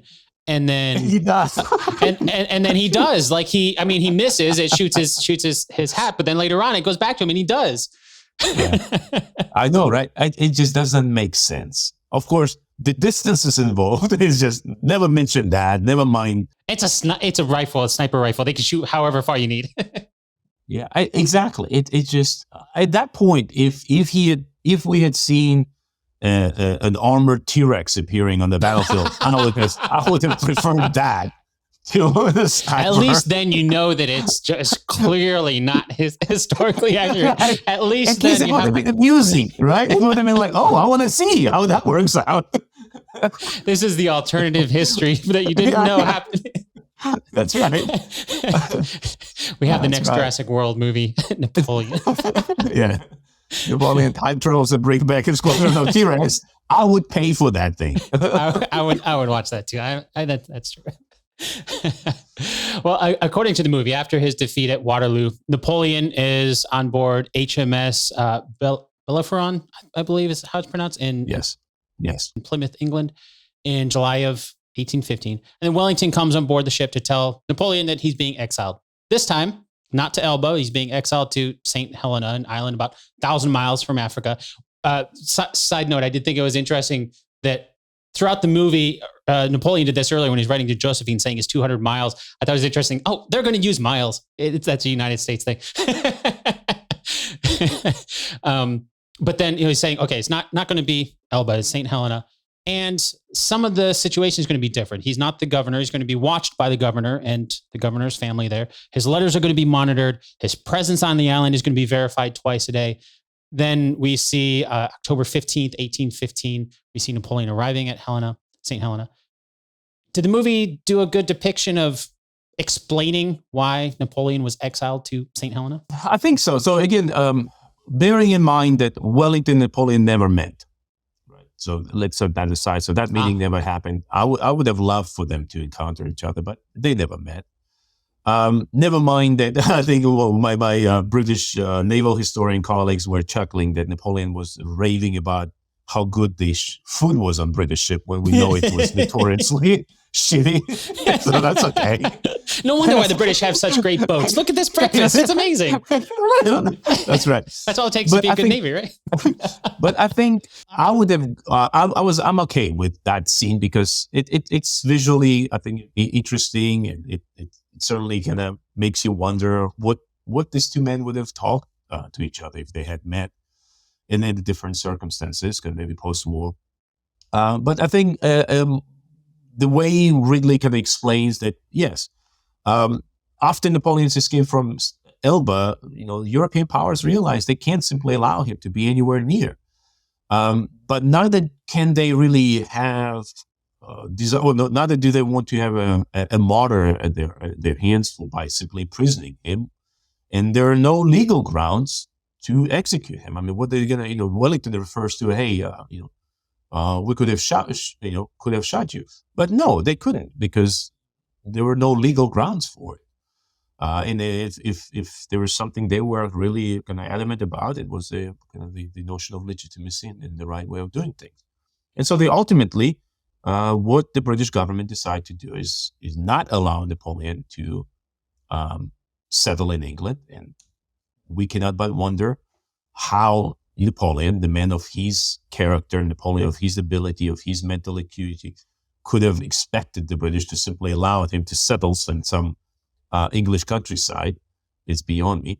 But British government tells him, no, you cannot even step a foot on the British soil. You can stay on the ship, and ultimately decide to ship him to one of the most remote corners of the world, to this volcanic island in the middle of the Atlantic Ocean, where Napoleon is virtually a prisoner, but technically he's not necessarily a prisoner in that sense, like he's in prison. He is free to roam the island. He just can't leave it, right? I think it's even today, right? France owns the territory where Napoleon lived. Longwood, there is a consul who lives there. So Napoleon is free to live his life. His freedom to leave the island is taken away, and he is allowed to take with him a group of companions. I think the movie kind of shortens the timeline, because when Napoleon goes to the island, Hudson Lowe is not there. There's a different governor there, and actually that governor is very good and kind of kind, outgoing, and Napoleon strikes up a relationship with that governor and his young daughter, Betsy Balcom, who is alluded to in the movie. One of these girls that is shown is clearly her. Hudson Lowe comes later. And when he comes, Hudson Lowe is one of those neurotic, always suspicious, always kind of looking for bad things kind of guy. And he's nervous that Napoleon will escape from the island. And so Hudson Lowe, when he arrives, starts implementing restrictions that are quite egregious and that really piss off Napoleon, and then worsen the relationship between him and the British authorities. But the movie doesn't show it. And that's understandable. We don't want that kind of those kind of details. I think the ending actually, for me, it works, because it shows Napoleon as this kind of poignant figure, the tragic figure. He's disheveled, his beard is kind of grown. He clearly is writing his reminiscences, which he was dictating, and he is trying to recast himself, right? Reinvent himself. That scene where he says, "Hey, who burned Moscow?" And the girls say, "Well, we know Russians did." And he says, no, I did, right? He's going to an attempt to rewrite history. Because indeed, those 6 years that Napoleon spent on St. Helena are fundamental to creating Napoleonic legend, the myth of who Napoleon was, the myth that still lives with us, the myth that is the reason why this movie is made, right? Because we all of us are affected by the myth of Napoleon as a romantic hero, as a self-made man, and a man who is recognizable by simply his silhouette or just an article of his clothing. You see the hat, you know it's Napoleon, right? And all that Napoleon accomplished by reinventing himself during the exile. To me, that is his most successful battle, and ultimately most important battle. It's a battle for history, battle for posterity, battle for how future generations remember him. And he wins that hands down. We call this period Napoleonic period. We don't call it Wellingtonian period or Metternichian period, right? No, Alexandrine period. No, it's Napoleonic, even though he's the loser. He lost everything, from empire to his own family, and dies this tragic figure. And that last scene, I really love that scene where Napoleon sits there, this iconic shape, head, right, looking out at the sea, and then keels over, because it reminds me of kind of the Godfather scene when the Godfather dies and falls over, because in many respects, Napoleon kind of was that kind of figure, right? Yeah. It's a very poetic ending there. At the very end of the movie, that does have some text that says that his final words were France, Army, Josephine. Was that really his final words? Yeah, as far as we know, all the evidence points that this were indeed his words, which indicate, I don't know, by that time he's in delirium, right? So, but even there, those three things were dear and near to his heart. He dies of cancer. It's something not shown in the movie, but he dies of stomach cancer, a disease that claimed his father and his grandfather. So it was something that ran in his family. He was initially buried on St. Helena Island and spent there the 19 years in this unmarked, essentially, grave, because British refused to acknowledge his imperial title, and the French refused to simply put Bonaparte as the British insisted. And so here it was, this unmarked kind of slab of stone under which Napoleon rested for 19 years, until 1840, when the French government requested the repatriation of his body, and you have this triumphant return of the emperor. And at that point, his legend The is le- born in history, right? Yeah. exactly. That's right. Yeah. That's right. Yeah. If Yeah. anything, that his return only reinforces that legend, because when they sent the delegation to remove his body and they opened his tomb and they opened the 6 caskets that he was buried in, they found that his body was intact. And so that only kind of reinforced that vision of this eternal emperor, the one who triumphs over death too, that even death can't defeat him. And of course, the fact that the empire will strike back, for the listeners, right? Allusion to Star Wars, but Napoleon's family members will come back, right? His nephew will restore the empire in 1851, and that empire will be kind of designed in many respects to turning Napoleon into a bigger figure than that he was in the legend. And so we're dealing with the after effects of all of that to the present day. We talked a lot about the events in the movies themselves, but kind of overall, do you think Joaquin Phoenix did a good job portraying Napoleon on screen? I'm divided about this. So I think if you look at the stills, kind of photos, I think Joaquin looks like him, and certainly he does look like him, and kind of conveys the aura and the appearance of him in the later years. What I think doesn't work in the movie is that the fact that Joaquin has to play a 24-year-old and a 51-year-old. Right? And that in that, we don't see character evolution. We don't see Napoleon changing, maturing, learning, making mistakes. Or he's, to me, the way the movie is shown is the same guy in 1793 that he is in 1815. That's one problem. And then I think the way kind of Joaquin conveys the insecurities of Napoleon, they are important to show him as a human, but I think he overplays the weaker part of him, because Napoleon is a supremely confident guy. He's a supremely capable guy, and he knows that he's capable. And that part is missing. And as I was pointing out in earlier, is that what we are left with is the vision of a man who is constantly fretful and anxious and kind of uncertain of himself, especially with regards to his relationship at home. But that's not necessarily true. We see a little glimpse of him at Austerlitz, where he kind of does the hand thing, and it looks confident that he will win the battle. But it's not the same as exploring the character evolution and showing how Napoleon was able to become what he was, this remarkable figure in European history. Yeah, yeah. I thought it was fascinating that it seems like they tried to do some character development with him throughout, but they didn't. Because they were moving so quickly.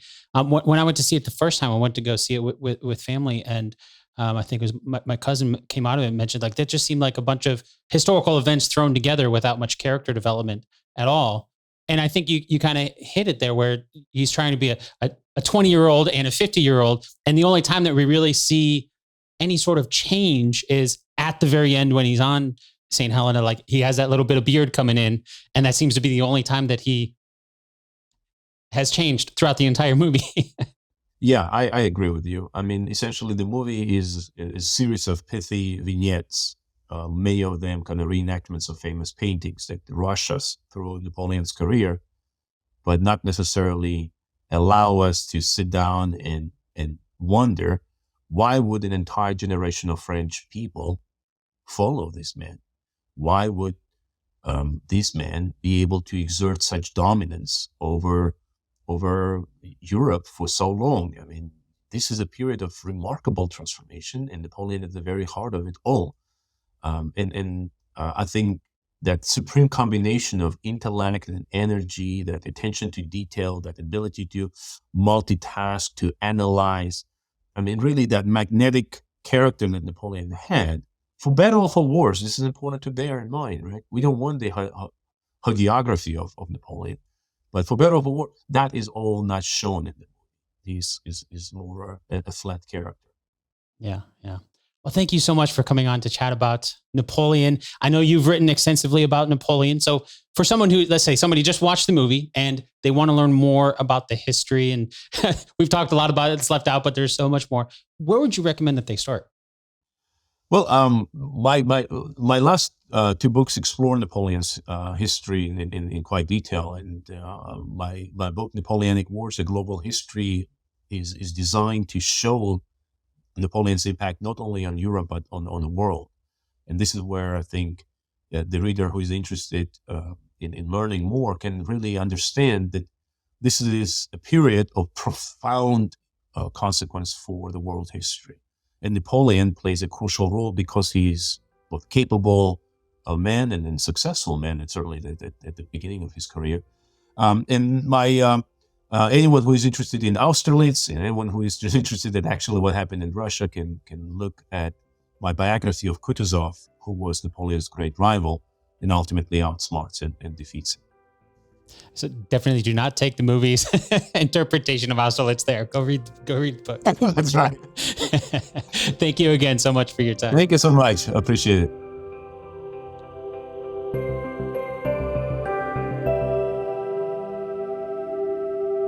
This episode of Based on a True Story was produced by me, Dan Lefebvre. I'd like to thank Alexander Mikaberidze once again for taking the time to fill in a lot of the historical context and details about Napoleon. If you want to learn more about the true story behind Napoleon, Alexander mentioned two of his books as a great starting point: The Napoleonic Wars, A Global History, as well as Kutuzov, A Life in War and Peace. Kutuzov, of course, being Napoleon's great rival, so that book offers insights into what really happened at Austerlitz and Moscow, and more. You'll find a link to both of those books in the show notes for this episode, and you can always find them on the show's home on the web, basedonatruestorypodcast.com/290. Okay, now it's time for the answer to our two truths and a lie game from the beginning of the episode. And as a quick refresher, here are the two truths and one lie. Number one, a frozen lake played a huge role in Napoleon's victory in the Battle of Austerlitz. Number two, Napoleon laid the foundation for much of modern-day French life. Number three, Napoleon knew about Josephine's death before he escaped exile in Elba. Did you catch which one is a lie?